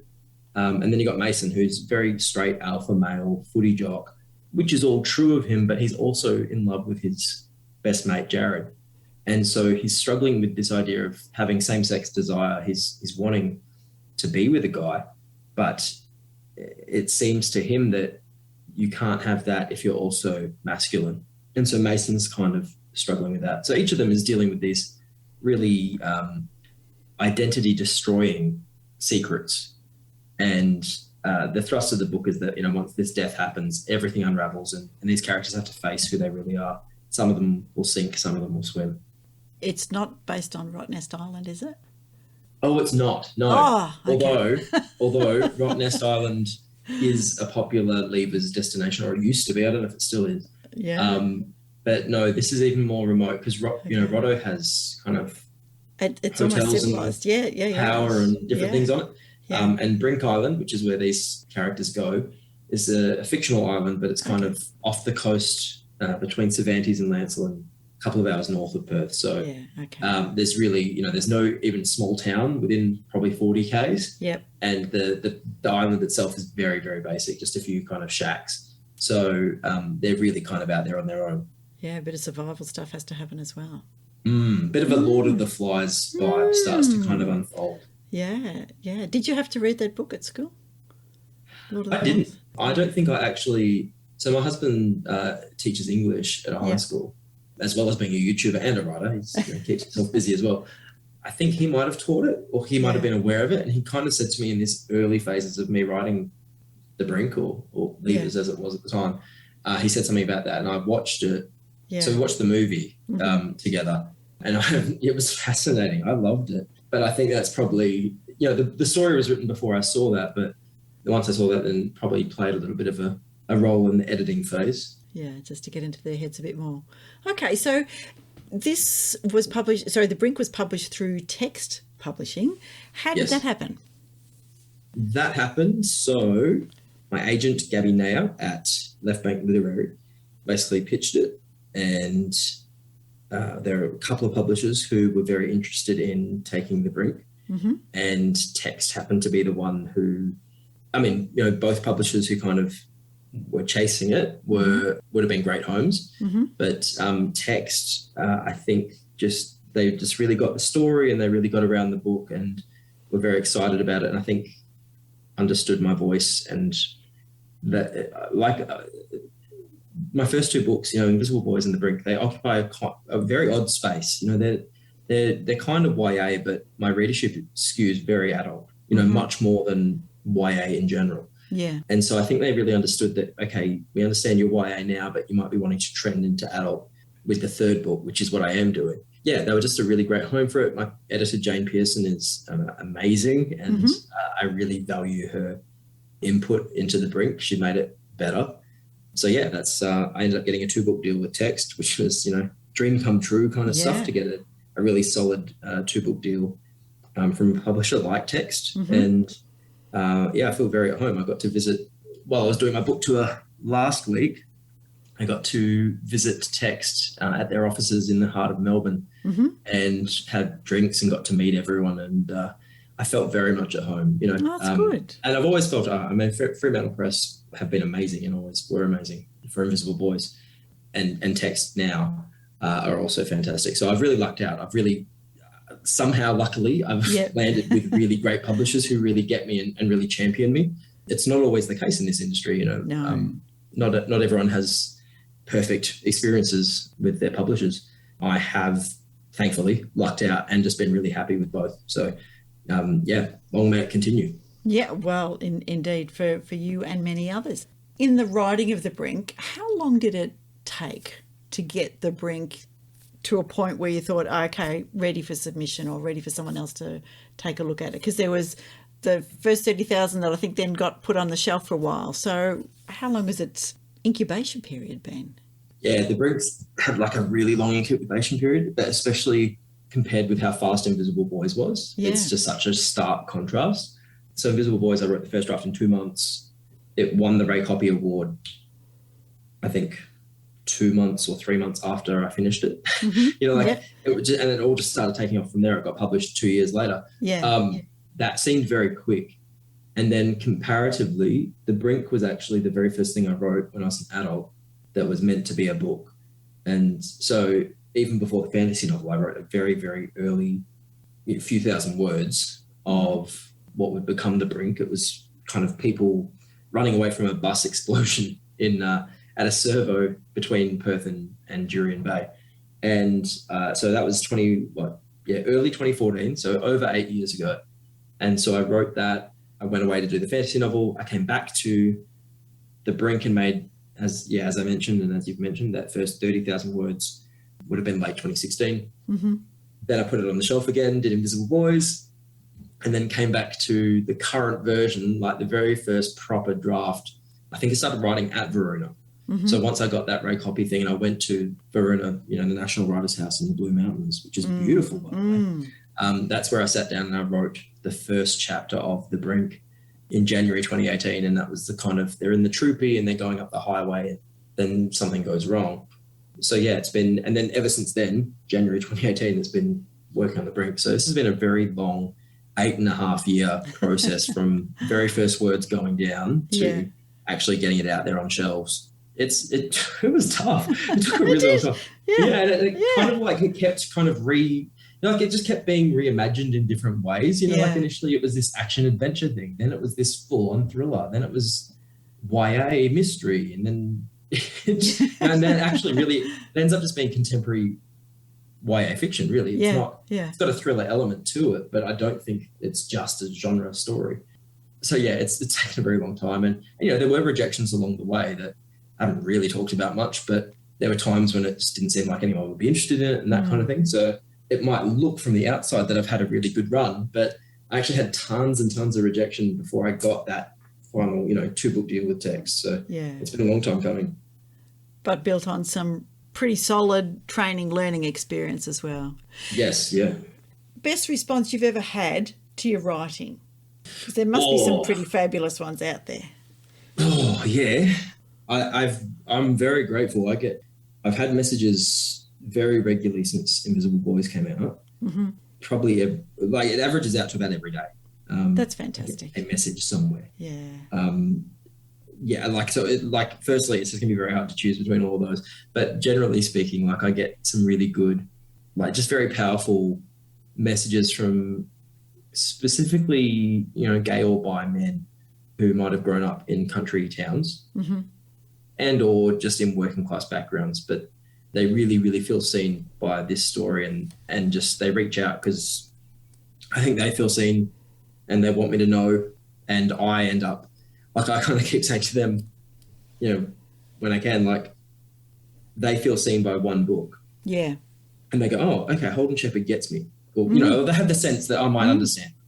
And so they reach out. I've had hundreds of guys email me. So I'm like, okay, I don't have one book. I've got 300 or 400 or however many hundreds of guys who have personally messaged me to say, I get you because I'm like this as well. So I feel ridiculously understood. I feel very heartened, but I also then feel very honored that my book did something for them. That they've gone through life feeling very alone, very isolated, very on the fringe of the gay world and the fringe of the straight world. And my book has helped them process their trauma or made them just feel like they're real and they exist and they have a place and they're not weird and they're not, they're deserving of love and they're good enough just as they are. Yeah. That's pretty overwhelming, but pretty honoring. Yeah. And not alone. Yeah. They're not alone. And I think my favorite one was in Brisbane because you get it in person as well. People come up and tell you their stories in the signing line. I remember doing a gig in Brisbane in maybe November 2019 when I was still kind of touring Invisible Boys. And there was about 6 or 7 gay guys who came up to me in that line and they literally ran the full spectrum of every decade. There was a teenager, there was someone in their 20s, someone in his 30s, someone in his, all the way to 60s or 70s. Yeah. And they all had this different take, one was a farmer, one was a trucker who'd just come out. Yeah. One was an army veteran who'd he drove something like 5 hours from another town through the bushfires. We had a really bad bushfire season that year. And he drove through all that to get to Brisbane. He's like, I just want to see you and shake your hand. And I was like, far out, man. That's pretty. Gives you goosebumps. And I was overwhelmed at the time and I was just like, well, I hope I'm worth it. I'm just I'm just some bogan sitting in a room. Yeah. And I hope I'm worth this big, long drive. But I think, you can absolutely say more than competent if people are going to do that. I think you can safely put that moniker behind you. Yeah. Yeah, I think the competent thing hopefully is behind it. But it was just, so things like that really, that's the most special thing is when just people feel very seen by stuff. And then I feel very honoured by having had any part in them feeling better about their own stuff. That's very special to me because it means I didn't just write it for me. It means I wrote it for other people and they got something really meaningful from it. Yeah. Do you miss Geraldton? Do you miss the country? Because you're in Perth now, aren't you, in the big city? I'm in the big smoke now. Yeah. Yeah. I mean, having said that, I live about 42 k's out of the CBD. Well, there you go. Not so big that. Yeah. But it's, I'm a city, I'm a city slicker apparently now. Yeah, I miss Gero heaps. I miss the country a lot, and I have a lot of affection for Gero, more than I think maybe my books might let on. Like the way Charlie starts, Invisible Boys with there's two ways out of this poxy shithole of a town. I think, I ran the risk of people thinking I hate Gero, and I just don't.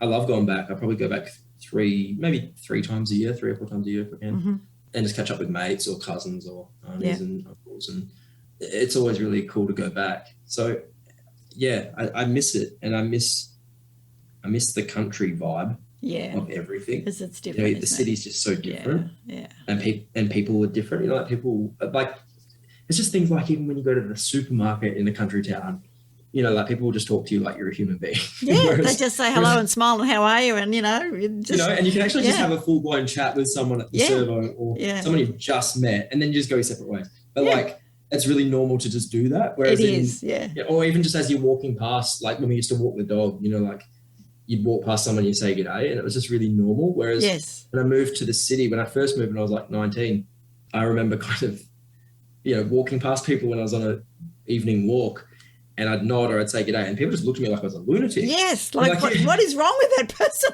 It's a complete stranger just said g'day to me. What the? Like it was just like it's like I had 3 heads. And you'd go to the shop and there's people like, okay, yep, done, thanks, and it was just a really they're not interested in your life. Not at all. So I do miss the country, and I really love going back to Gero, but I also just know that I couldn't do what I do in that town, and it wouldn't be the same. And I don't, my husband's a bit of a city slicker as well, so I don't think I'll ever get him to be convinced to kind of move back to the country. Oh, there you go. And, I'd have to say when I moved from Melbourne to Perth that I didn't realise how much of a coffee snob I was until I got to Perth. And I know it's way better now, but it's like, oh, my God, does anybody know how to make coffee over here? So, all my team, my colleagues used to say, oh, we found another place, we'll take you there. And I'd go, nah. Sorry, it was terrible. But I know that the cafe scene and all of those things are heaps better than when I was there years ago. So it's probably 15 years since I was there. So, 2007, 2009. Around there. So they were just doing the trial of daylight saving, and they were just doing some trials of putting cafe tables on the sidewalks, which is like Perth has the best climate for cafe seats on the sidewalk, whereas in Melbourne we see, I was just I have to laugh. My niece and I went up to Mount Macedon, and they were the other day to the Trading Post to have a coffee, because we were going to take laptops and do writing, but then we thought, it's a bit cold, we'll just treat ourselves. We get up there and it's absolutely full. We had to sit out the front. Well, we were absolutely freaking freezing. And I was thinking, in Perth, this wouldn't happen. It just doesn't get that cold. But it was like, 8 degrees up there or something. And, the wind was coming straight off the top of Mount Macedon, and it was just bitter. But still, the cafe tables were outside, because in Melbourne, that's what we do. In Perth, normal. It's really struggled. It's much more normal now, but you're right. Probably that era than when you were here. It was not the same culture. I remember kind of moving to Perth and thinking it was the big city, The big city, yes, but not so much. Whereas probably the opposite if you'd moved from Melbourne to Perth. That's it. And, places are all closed at 9 o'clock except Northbridge. I think Northbridge had the only stuff that was open. But anyway, such is life. It goes on. Now, your writing goals for the next 12 months, what is on the slate for Holden Sheppard? And actually, talking about on the slate, Invisible Boys and the TV series. Tell us about that. We haven't even touched on it. Yes. Well, I mean, that's kind of on the slate too. Like for me, the main thing for the next 12 months will be editing this 3rd book. Yep.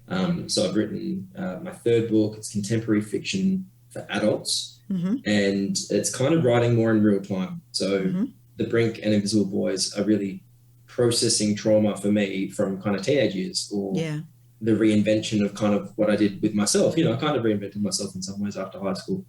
That was all past stuff that I worked through with a bit of distance. Whereas this 3rd book, I'm writing about a dude who's in his, he's hitting his 30s. He's angry and addicted and a gym junkie and a little bit based on me in a lot of ways. But that's kind of going to keep me busy for the next 12 months for sure, because I'll be editing that, I think, probably fairly quickly. Once I've sent it off to my publisher about 2 weeks ago, and she'll read that and give me some advice, and we'll start the editing process. But it'll probably be out. I don't think there'll be there was a 3-year wait for the Brink after Invisible Boys. I don't think there'll be that much of a wait for the third book. I think hopefully that will be coming out a little bit quicker. Yeah. So that's going to keep me very busy for the next year. And then in between that, potentially will be, the continued work on the Invisible Boys TV series, which is super exciting. So that is, it's... How much can you tell us about that? Not much. The fun thing is, so like the thing with writing a book is that, I'm the master of the book, it's mine. Yeah. And so I can tell you as much or as little as I want to, and, the risks are all mine to bear. But yeah, when it's TV, it's like, okay, no, there's like tons of other people involved. So it's not my thing to kind of spill the beans about. But essentially it's in development with Stan, which is the streaming service. Yep. And it's in development as a 10-episode TV series. Right. It's received funding from Screen West, Screen Australia, and Stan. Yep. And it's being produced by Tanya Chambers, who recently produced the movie How to Please a Woman, which was absolutely hilarious and a huge hit. Really, really great Aussie film. And that was filmed in Perth. Nick Verso is directing, and he's done amazing stuff like Boys in the Trees, Nowhere Boys. He's worked on Itch for the ABC, and so he's directing Invisible Boys. So we're still in the development stage at this stage, which is you're writing it, you're kind of doing all that stuff. Yeah. But I'm very happy to be on the project kind of as a writer in the writers' rooms and things like that. That's good. It's really cool to see it kind of change from a book, which is, like the book is my baby and that's like its own thing. But then this is like a new beast altogether, like it's actually, you have to kind of give up a lot of control and go, okay, this is a TV show. This is something else other than the book. Yes. And let's see what it evolves into. All the while, it's being developed in a way that it's kind of, it gets the essence and the core of the book. Like I'm not worried at all about putting that into someone else's hands, because the people it's being developed by are incredible people who get it. Yeah. So I'm not kind of worried about that. But it just develops into this really cool, amazing thing that I've never seen an Aussie TV show do. I don't think I've ever seen an Aussie TV show do what this show will do. So it's very, very exciting. And I wish I could say more, but yeah, that's all right. Watch this space. It's all good. Yes. Let's finish with some advice for aspiring authors, because you have definitely made it in terms of getting yourself out there in the writing world. So what advice would you give an aspiring author? My best advice to writers who are starting out is to start, as in start writing. So don't keep planning, don't keep making notes, don't just keep daydreaming. All of those things are really important. But at some point, you have to actually take the plunge and go, I'm going to put down a first draft.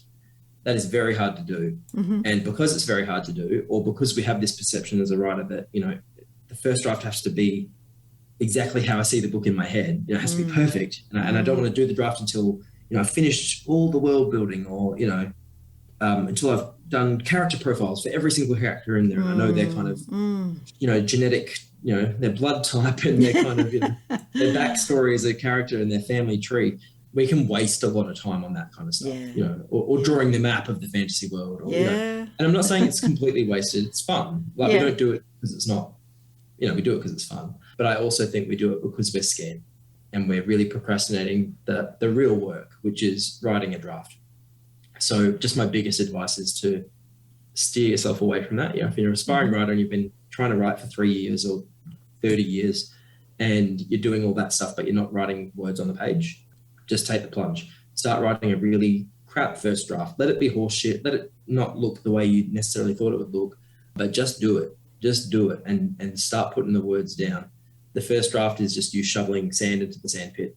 And then the second draft is where you'll build the sand castle. So just get the words down, write something. That's where the magic happens. And actually really like the writing is where you find out who your characters are, and the writing is where you find out what your world looks like. So all the stuff that you spend time doing in a journal or planning or whatever, it actually comes to life much better if you just do it on the page. So that's my encouragement, is to just do it, write a bad first draft, and then just reach out to the resources that you might need. So things like other writers are really good. Getting advice from other writers, especially published writers, was really crucial to me, kind of learning what to do. So finding a community of writers on Twitter or Insta or in person at a writer centre, going to festivals and listening to author talks is really important. And then when you can, do a workshop, do courses, get a mentorship if you can, all that kind of stuff. Yeah. I've put a lot of my advice into a book called How to Be an Author, The Business of Being a Writer in Australia, which was published by Fremantle Press last year, 2021. Oh, excellent. And that's kind of, anything I can say, I've put in that book. It's all in that book. It's really good. I'd encourage people to check it out if they're wanting to be a writer. And it's just, and beyond me, that book is a really great resource. There's lots of published authors who've given their advice in that book, and I think it's a very valuable resource. Excellent. Finally, your advice for readers. Why should they pick up The Brink? I think The Brink is about reinvention, and I think it's about empowerment. For me, Invisible Boys was the kind of book you pick up if you want to kind of have your world wrecked for a few days. It's not a kind book. It's, and I got towards the end and I thought, he's not going to give me any hope at all. But then there was a little sniff of it. So, yeah. Okay. There's a tiny bit of hope at the end. But it's a pretty brutal, bleak, full-on book. And probably the colour of Invisible Boys is sadness. Like, it's heartbreaking. And The Brink, I think, is not that. And it's quite deliberately not that, because I didn't want to just churn out another sad book. Yep. So The Brink is actually, I think the colour of The Brink is probably anger, but it ends and it builds more to empowerment. So if you like a story that's really raw and honest about coming of age, about sex, about sexuality, about identity, masculinity, friendships, this is a book that will help you feel seen, and I hope will empower you. I hope the reader walks away from reading The Brink feeling like, I can do anything. I can be whoever I want to be, and I'm not going to let anyone stop me. That's what I hope people get out of this book. Wow, that is an incredible message to have in a story. So you've heard it, readers. You need to get out there and get your copy of The Brink, which has just come out. So it's still hot off the press. Where can people find you online, Holden? People can find me mostly on Instagram and Twitter, I would say. Yeah. And on Facebook as well. So Twitter, I'm at V8 Sheppard, tweeting all kinds of stuff, sometimes just dumb stories, things that happen in my day. Instagram is where I go to take gym selfies or take off my shirt. So that's the Insta stuff, and that's at Holden Sheppard. And then Facebook is where you'll kind of more get just updates about my author career usually. And that's at Holden Sheppard Author. And then also the website is holdensheppard.com. And maybe the other thing I'll mention is that there's I've just done kind of a bit of a tour around Melbourne, Sydney, Canberra, and now Perth, and I've left lots of signed copies in all of those cities. So if people are looking for a signed copy of The Brink, not only is it hot off the presses, but there's a whole bunch for a limited time that will be on the shelf, and they're signed. So excellent. I've posted on my social media around where those bookshops are and where you can find them. So get into those bookshops, people. Yes, support those local indie booksellers. Definitely. Yeah, we've lost our bookshop in Gisborne, sadly, but Wood End, which is only about 17k up the road, I support them up there. Yeah, Woody's pretty good up there at getting books for me, which is excellent. I often have to order them, but that's the thing with print on demand. You can now do that, and it's okay. Yes, and, of course, and just like booksellers, like indie booksellers like that are so good at kind of like they build relationships with you. You know, you get to know them, and they get to know what you want and who you are. It's really cool. Yeah, and they support local authors, and they'll, help host launches and that kind of thing, which is just brilliant. Yeah. Final words. That's so cool. Anything else that you want to tell us before because, we've gone way over time, but such is life. It was good chatting. We could have chatted a bit longer. Yeah, no, the best podcasts and the best interviews are always the ones where you just feel like you're kind of, two writers having a chat. Just having a chat, got a cup of tea. And that's what this felt like. No, I don't think I have anything to add other than just, to people generally, I don't know, follow your dreams. I know it's so corny, but for me, hearing that message when I was a teenager made me do it. It really pushed me. I read a book called The Alchemist by Paulo Coelho, which is very well known. Yeah, that's great. But that was the book I read when I was kind of 16, and it really made me go for your dream. Chase your dream and really go for it. Really be dogged about it, and And if you do that, you can make it happen. And, I'm coming from a country town in the middle of nowhere. And I was like, no, I will be a published author. I will. Yes. And so I think I just encourage, if you listen to this podcast and you want to be a writer, but you think, I didn't go to school, or I didn't go to uni, or I come from this town or this background, or I'm this type of marginalized person who doesn't get published, or, whatever the thing is that you think is holding you back or that will stop you. I want to encourage you to just bulldoze the hell through it and go for it. Get published. You can. You will. You heard it first. Holden said, therefore it's going to happen. Yep. Holden, thank you so much for all of your time today. And I know the footy's going on in the background, so I'm going to leave you to it. We're not going to mention your football team. We're going to leave that one. People can find out, because that might, turn them off the entire podcast. Yes, I have to be. I've got to find the store immediately after we log off. But thank you so much for your time, Veronica. It's been such a good time chatting to you, and I really appreciate it. Excellent. All right. It has been good. So get out there, people, and buy Holden's book. Excuse me. And bye for now.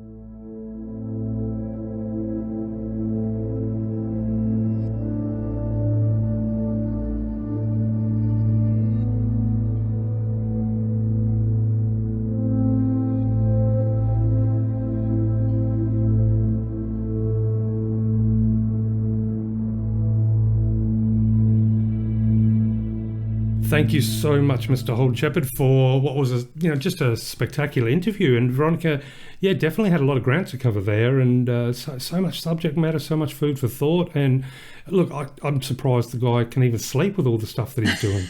It must have been amazing fun for you to have a chat with him too. Look, it absolutely was. I'm really pleased that we were able to spend the time and really covered so many things. Even brought back some great memories, such as having your pen license. Now, did you have a pen license when you were in primary school? Did you have to, work hard from pencil to pen? Absolutely. I know we chatted a little bit about it before we recorded. Yeah. But the minute you said pen license, the neurons and the synapses in my brain, a little part of, there's a little highway in there that probably hasn't, the street lights haven't lit up for a long time. And they went bring, and all the lights came on, because I remember distinctly the little rubber orange guide that it's like a little pyramid that you slid the pencil through. So that was the first thing. And funny enough, I can almost physically smell that rubber, which was like such a beautiful smell, and it's just ingrained in my brain. And of course then you would be allowed to take that off, and then you just use your fingers for the pencil, and if the cursive was neat enough, and because it was cursive when I was in primary school, then of course you got your pen license, which was just, oddly enough, a profound day for me. And I've taken, it's funny, I've taken huge pride in cursive ever since. And, even to the point where I remember I'd rewrite pages, during primary school and middle school and high school if the writing didn't look right. Wow. So I was a bit fanatic for a while there. I never got into the fountain tip pens, but I like a good medium ballpoint, not a thin. Yes, you have to say that when I think about your pen license, we actually didn't have biros. There weren't any such things, not for school kids. So we wrote in pencil, and then in grade 4, you were allowed, if your cursive was good enough, to move to a fountain pen. And of course we had inkwells in the desks that they used to. That can't go wrong, surely. No, well, you had to fill up your fountain pen and have a piece of blotting paper beside you as you wrote, during class. So it made me feel quite old. Do you know how many bad tattoos there would be if we still used inkwells at school today? Misspelled words on the inside of the wrist. There you go. Anyway, there were some funny things thinking about Holden, but what he did say, there were so many profound and challenging things that he writes about in his stories, and the fact that he's able to create these characters that are so vulnerable and so honest and so full of life is just amazing. And I love also his quote from Ernest Hemingway, the one that was a real trigger for him, that was, write hard and clear about what hurts. And, he took his courage in both hands and jumped in and wrote about, growing up gay in Geraldton. So that was fantastic. You need more than talent. It's not just writing a book. It's, even though reading makes great writers, it has to be the craft and the industry learning. So the persistence that Holden demonstrated and continues to demonstrate is just fantastic. we won't talk about the C word because he said that was the one that sort of triggered him off a little bit as well. But in your mind, as also having quite an extensive writing career, what is it about persistence you think that makes it a key ingredient in creative endeavours? Well, I mean, that's the kind of question that has equally a super simple answer and a profoundly long, philosophically, complex answer, isn't it? Yeah, true. But persistence and perseverance, I think, it allows you to push through failures, really. And I think for me anyway, I mean, failure is not finishing something, perhaps. I mean, but that's saying that sometimes you have to walk away from a project and start something new if something's not working. So, yeah. But that's still momentum. You're still moving forward. But also, from a personal perspective, and when it comes to writing and other activities in life or other, important things in life, for me, I think persistence is that making the decision to push through the own barriers that are presented to you and then learn about what you're capable of. The only way you can learn what you yourself are capable of is by pushing through what you think you can't do, or by not letting things stop you that shouldn't be stopping you. If I'm not really explaining myself very well there. Yeah. It's persistence is learning more about yourself, isn't it? And the reward from that is being in a better place than you were from the start of whatever journey you're taking. Without the persistence, then you travel through life, but I don't know if you journey through life. Time is going to move. You're going to move through time regardless. How you move through time and what you see behind you, I think, is testament to your persistence in life. And I think that applies to art as well. Yeah, absolutely. When you think about some of the, the critical moments of your life and, reflecting on this myself after I'd been chatting with Holden, it was that some of the most difficult experiences you cannot see now how you could possibly have got over them. And, this is, the passing of a loved one or, some really tragic things that happen in your life. And yet every day the sun comes up and every day you get up and most days have a shower and, most days kind of go through the motions. And I think that in those cases, it's persistence. It's not talent. It's not anything else but survival. And if we can harness that kind of persistence with our creativity, then it is much more than talent. You do need the fact that writing itself is a huge industry and it's not easy, and people get downhearted and they procrastinate like me, and they get rejected by lots of different areas. Even though there are like thousands and thousands of books published every day, there are also 4 times, 5 times that many that never get off the computer or out of the notebook or anywhere to be read before somebody else. So persistence has to be an integral part of your writer's toolkit. Yeah, I couldn't agree more. And I think persistence sprinkled with, desires and outcomes, because if you have a desire, if you have a narrow band or a narrow pathway of desire, then it's easy for persistence to be really challenged. Because, for example, if you just want to be a best-selling author, or you just want to be a best-selling recording artist, a rock and roll star, a rap star, whatever it might be, it's easy. Persistence suddenly becomes a much more difficult journey up the mountain because the outcome seems so removed from the existence, from reality. Whereas if the primary, or at least one of the primary desires in your heart is the, bringing to life a story or bringing to life a song, and anything beyond that is a celebration and cherry on the top of the cake, then the persistence can be, your weapon. It can be your best friend. It can be, we've been talking about monsters and the energy in the last episode. It can be that energy that travels right beside you like a faithful best friend. And because the desire is there, then that feeds the persistence. There's a reason to keep going. There's a reason to keep getting up. There's a reason to push through the failures, because that end goal is something that you've created for yourself, and it's within your grasp. It can come into reality only if you choose it to do so.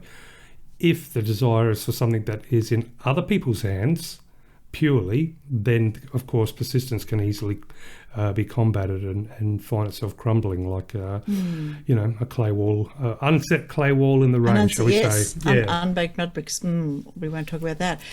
Dreams, you have to have that dream and you have to not give it up, and I think Holden demonstrated that really well. There was no way, despite what went on, that he was going to give up on that dream. And we hear that from many of our writers that we chat to. But yeah, it was just a good, refreshing reminder that Holden said, yeah, you've got to do that. The other thing to just, to think about just briefly, because otherwise we'll be here talking to our listeners all night, adults processing stuff later that happened in their teenage years. So he talked about how in YA, or we talked about in YA books, it's not just read by young adults. In fact, I've heard it said, somebody I think who said that it's unlikely that young adults read too many of them. I don't know what the proportion is. I shouldn't quote it when I'm just making anecdotal stuff.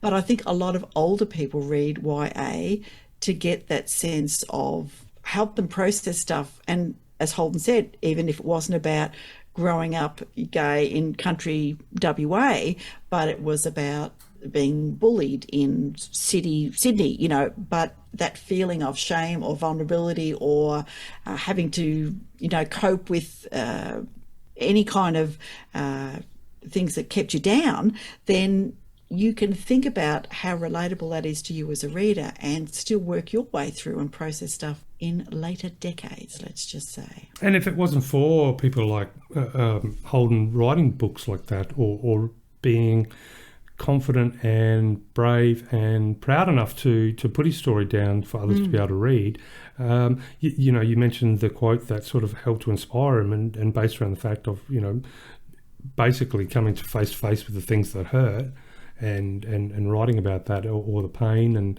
But that result is, probably wasn't the most fun sometimes, delving back into all those feelings and emotions. But isn't it strange how that now that that's in the book, that book is now a gift for other people who can empower and fortify their sense of persistence and perseverance in life. Yeah. And it's just such a miraculous, and I think it's just one of those magical things in life, and especially in art and especially in literature, where a whole experience, a whole life, a whole journey through, ups and downs and possibly discomfort in a country town, that can all be captured through honesty and persistence and hard work, and then it becomes this beautiful beacon of positive energy and can change people's lives. So that's where I think is some of the true rewards of persistence and the jewels that it can leave for other people. And those jewels then, of course, return the favour and then build persistence for other people. So so powerful literature can be. Really, really powerful. And of course, I have to finish on the fact that I didn't know that Holden started his writing life as a fantasy writer, which was brilliant. And I read his novella, The Scroll of Isidore, after I chatted with him. It was brilliant. He is absolutely wasted, right? Having said how fabulous it was, of course, he's not wasted writing contemporary fiction. But The Scroll of Isidore, which is a little short story novella from his world, The Halo of Kings, is really good. It's about 7,000 words and it's a really short read, but it is so clearly a complete world and it is fabulous. So you can see where his skills go cross genre. So good on you, Holden. It definitely doesn't sound like Mr. Sheppard's pace is slowing down anytime soon. The fantasy, there is plenty of time for that to come around. Indeed. All right, there you go. So quotes. Mm-hmm. Inspired by what we've read or something completely different? My quote is about ducks and how they waddle. No. Of course, I've gone quotes with all about persistence and perseverance. And it was fun. It was really good looking. It was a good opportunity to look through quotes because I'm not a big one for being always inspired by quotes in the sense of, feed off them all the time. But it was some really good ones for this particular subject matter. I like it. So, yes. But please do tell me your first quote and what inspired yours.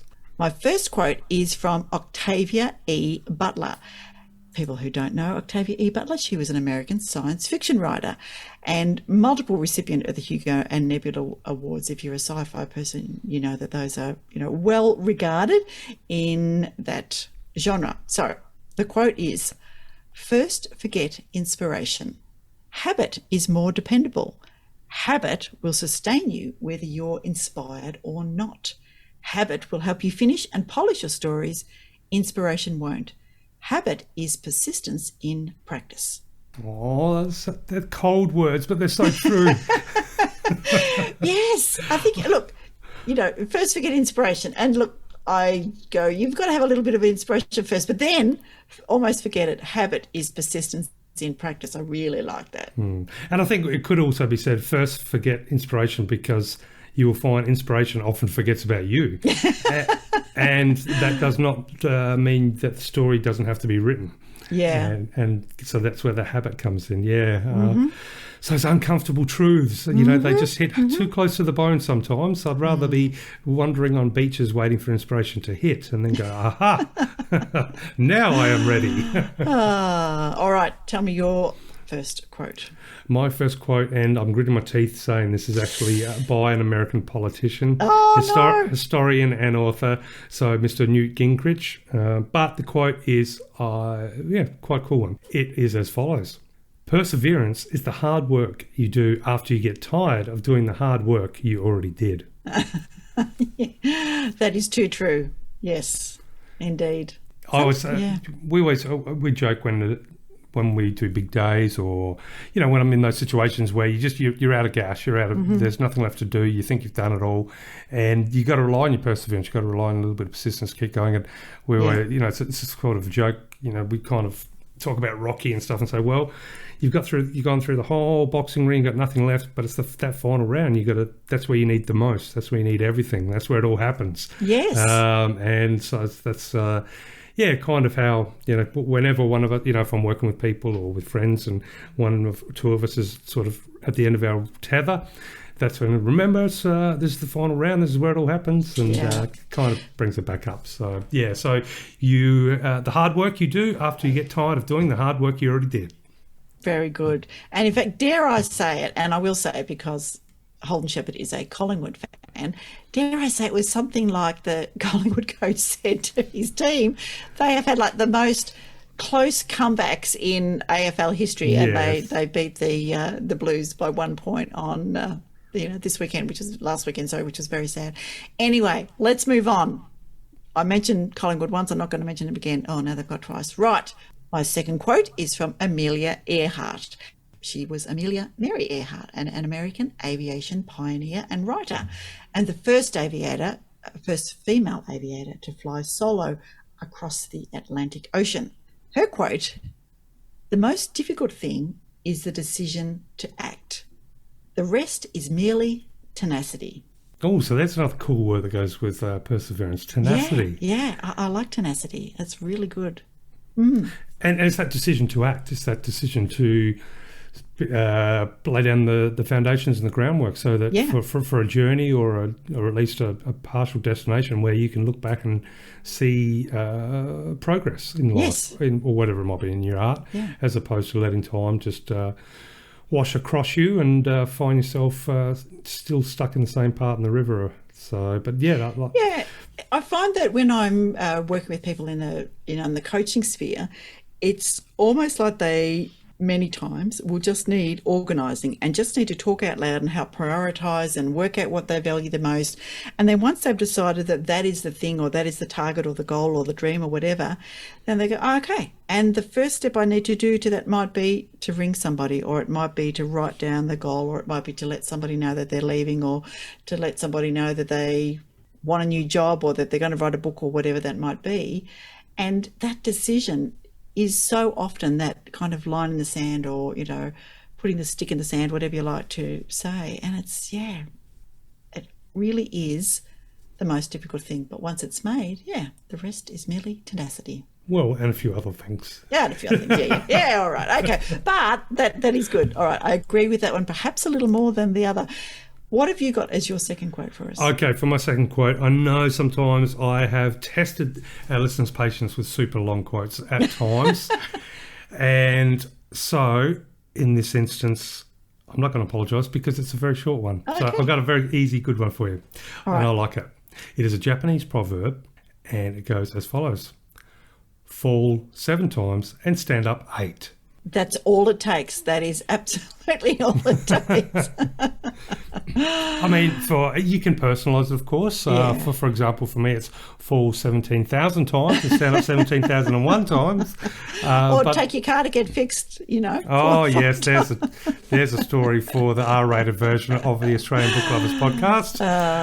But yeah, very quaint and simple, yet such an important quote. And I mean, really, you just got to keep moving, keep getting up. Nothing's going to be achieved on the ground if you're knocked down, because we're all going to get knocked down in, whether it's metaphorically, symbolically, or maybe even physically.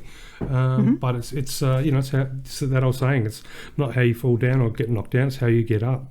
And absolutely. it's the most important thing. And there's so many stories out there of authors, for example, that the rejection letter became a badge of honour. They just keep going, keep powering forward. Or somebody who found writing a book difficult, but they keep powering, they didn't like what they did. They have to restart a chapter. They have to, re-edit, maybe completely lose characters, whatever it might be. But you just keep getting up, keep moving forward, and sooner or later you realise that all those failures have transformed behind you, really, which is what I think is the beautiful part about failures.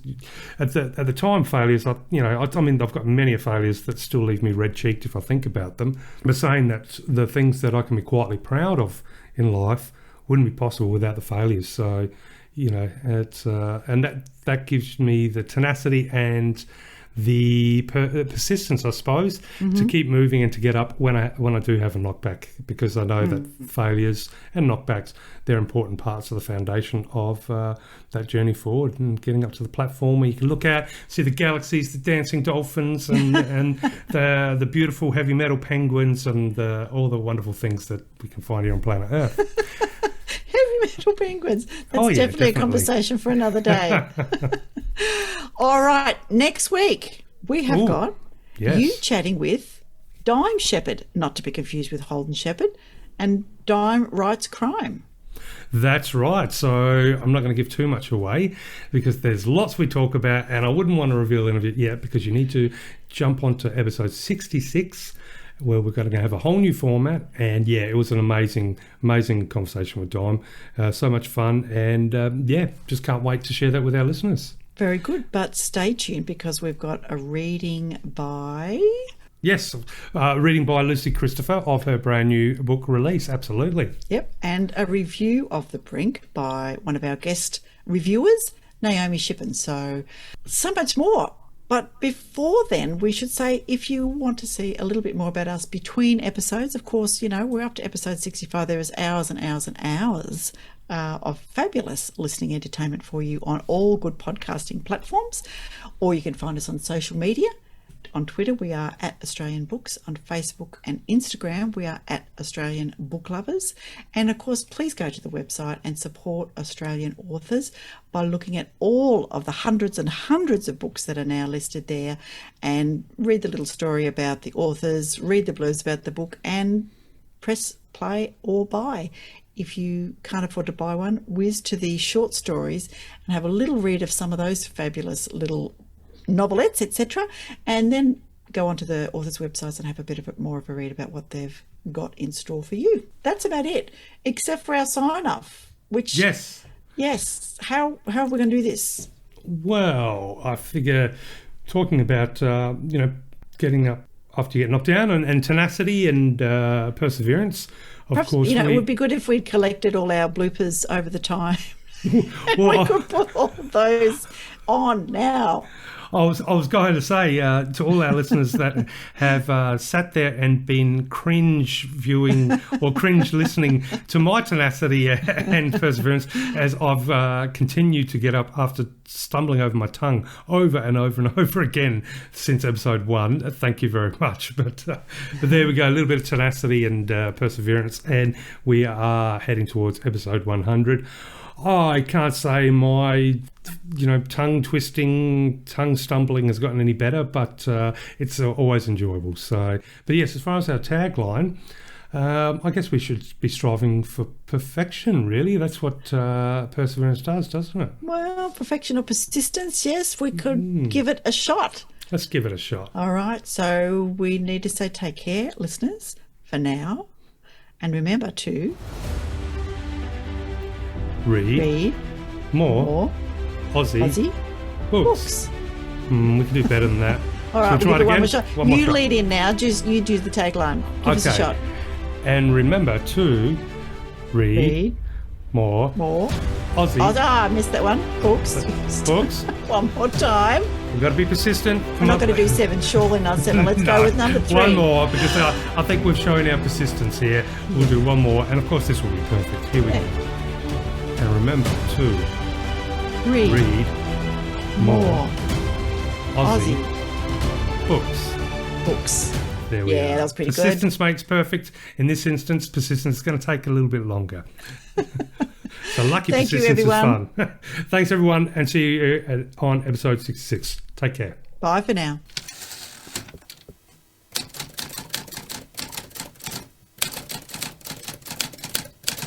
Hello, my name is Lucy Christopher. I am the author of Release, which is my debut novel for adults, and I'm going to read a small section for you from near the beginning. A letter arrives through the slot with a snap. I lift my head from the couch. Even from up the stairs above the bakery, I always hear the mail come.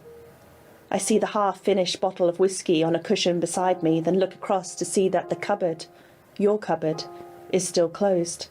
If that doesn't deserve half a bottle of whiskey, I don't know what does. Soon it will be a new year and I can't take you with me. I say this every year. And every year you come anyway. If I could find the part of my brain where you hitchhike, maybe then the therapy would work.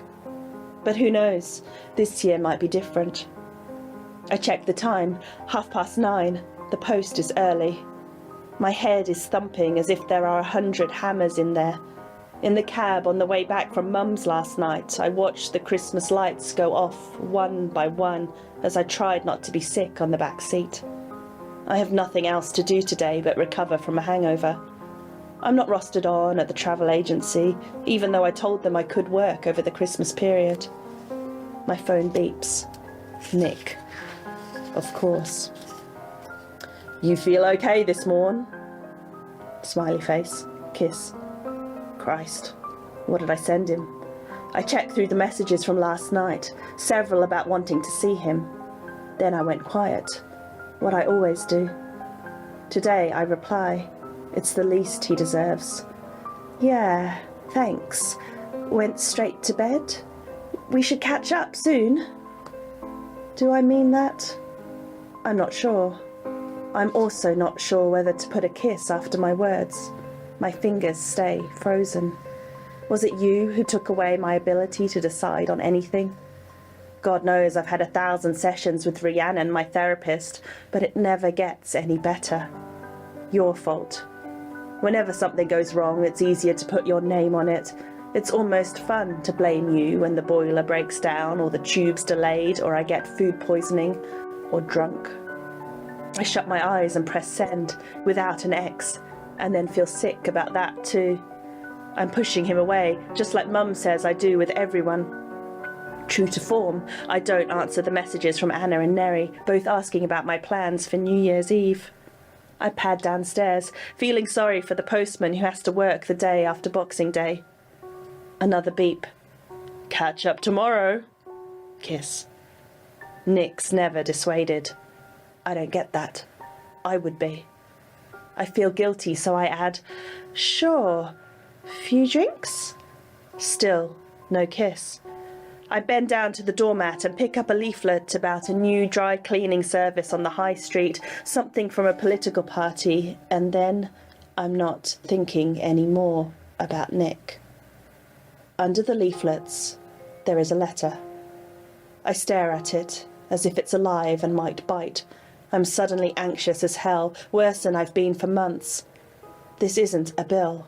or a late Christmas card. The envelope is too white, too official, and a part of me is not surprised to see it. I'm surprised by that. Get a hold of yourself. I say it out loud, pleased by the boldness in my voice. Then I reach out and turn over the envelope. The name above the address is my old name, my dead name.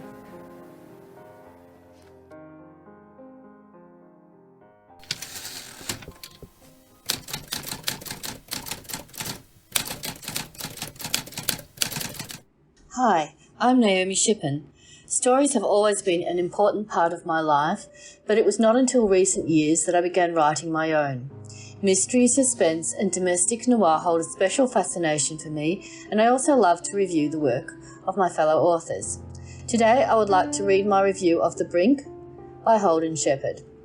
A group of school leavers take a road trip to the party of a lifetime, only to be turned away at a police roadblock just before they reach their destination. Doing an about-face, they end up on Brink Island, a beautiful and isolated place set apart from the mainland. On arrival at the island, the group are met by a particularly menacing local who warns them not to cause any trouble. Brink Island and surrounds are inhabited by a community who live under the radar and want to keep it that way. He warns the group not to cause any trouble that will attract the attention of authorities and makes it clear that there will be serious consequences if they do. The group give him their assurances and he returns to the mainland, leaving them entirely to their own devices. Conditions on the island are very basic. The group are billeted in a few scattered shacks with primitive amenities and restricted communications with the outside world. The food they bring with them seems to be limited to whatever can be fried up on the barbecue, and I don't recall them ever having any fruit or vegetables. However, they are well stocked with alcohol and proceed to drink to excess every night. For the first time in their lives, these young people are away from adult supervision and take the opportunity to do exactly as they please. The Brink is told in alternating points of view by several of the main characters, revealing how differently the same event is perceived by different people. But despite their differences, the group have one commonality. They must all adhere to a brutal teenage code where a single misstep can lead to humiliation, ostracism, and even abuse. There is a very distinct pecking order, with the most popular group members on top, those on the outer limits being treated as second-class citizens, and the ones in between constantly fighting to keep a foothold. And without the influence of the outside world to moderate, this code becomes increasingly punitive, and life on the island becomes all about survival of the fittest. The Brink is the story of young people coming of age in extreme and cathartic circumstances. All of them must make choices and decisions that will affect the rest of their lives and the kind of person they want to be. But whatever the outcome for the school leavers of Brink Island, the one certainty is that none of them will ever be the same again. I loved Invisible Boys by Holden Sheppard, and I found The Brink just as engrossing. Holden captures the joy and exuberance of youth, as well as its heartaches and struggles. Despite the setbacks and hardships many of the characters faced in this novel, the story ends with a pervading feeling of hope. Like Invisible Boys, The Brink also shows that you don't have to live up to the expectations of family and society to find happiness and acceptance, but that you can become the person you are truly meant to be and find the people who love you for your own authentic self.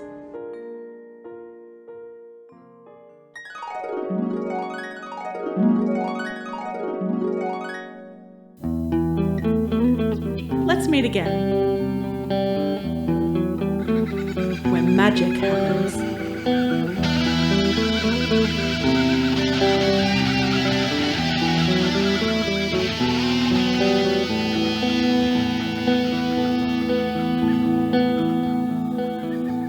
Australian Book Lovers acknowledges First Nations peoples and recognises their continuous connection to country, community and to culture. We pay our respects to elders past, present and emerging, and honour the sharing of traditional stories passed down through generations. We're committed to a safe and inclusive welcome for authors and readers of all cultures and backgrounds, including people of LGBTQIA+ communities and their families.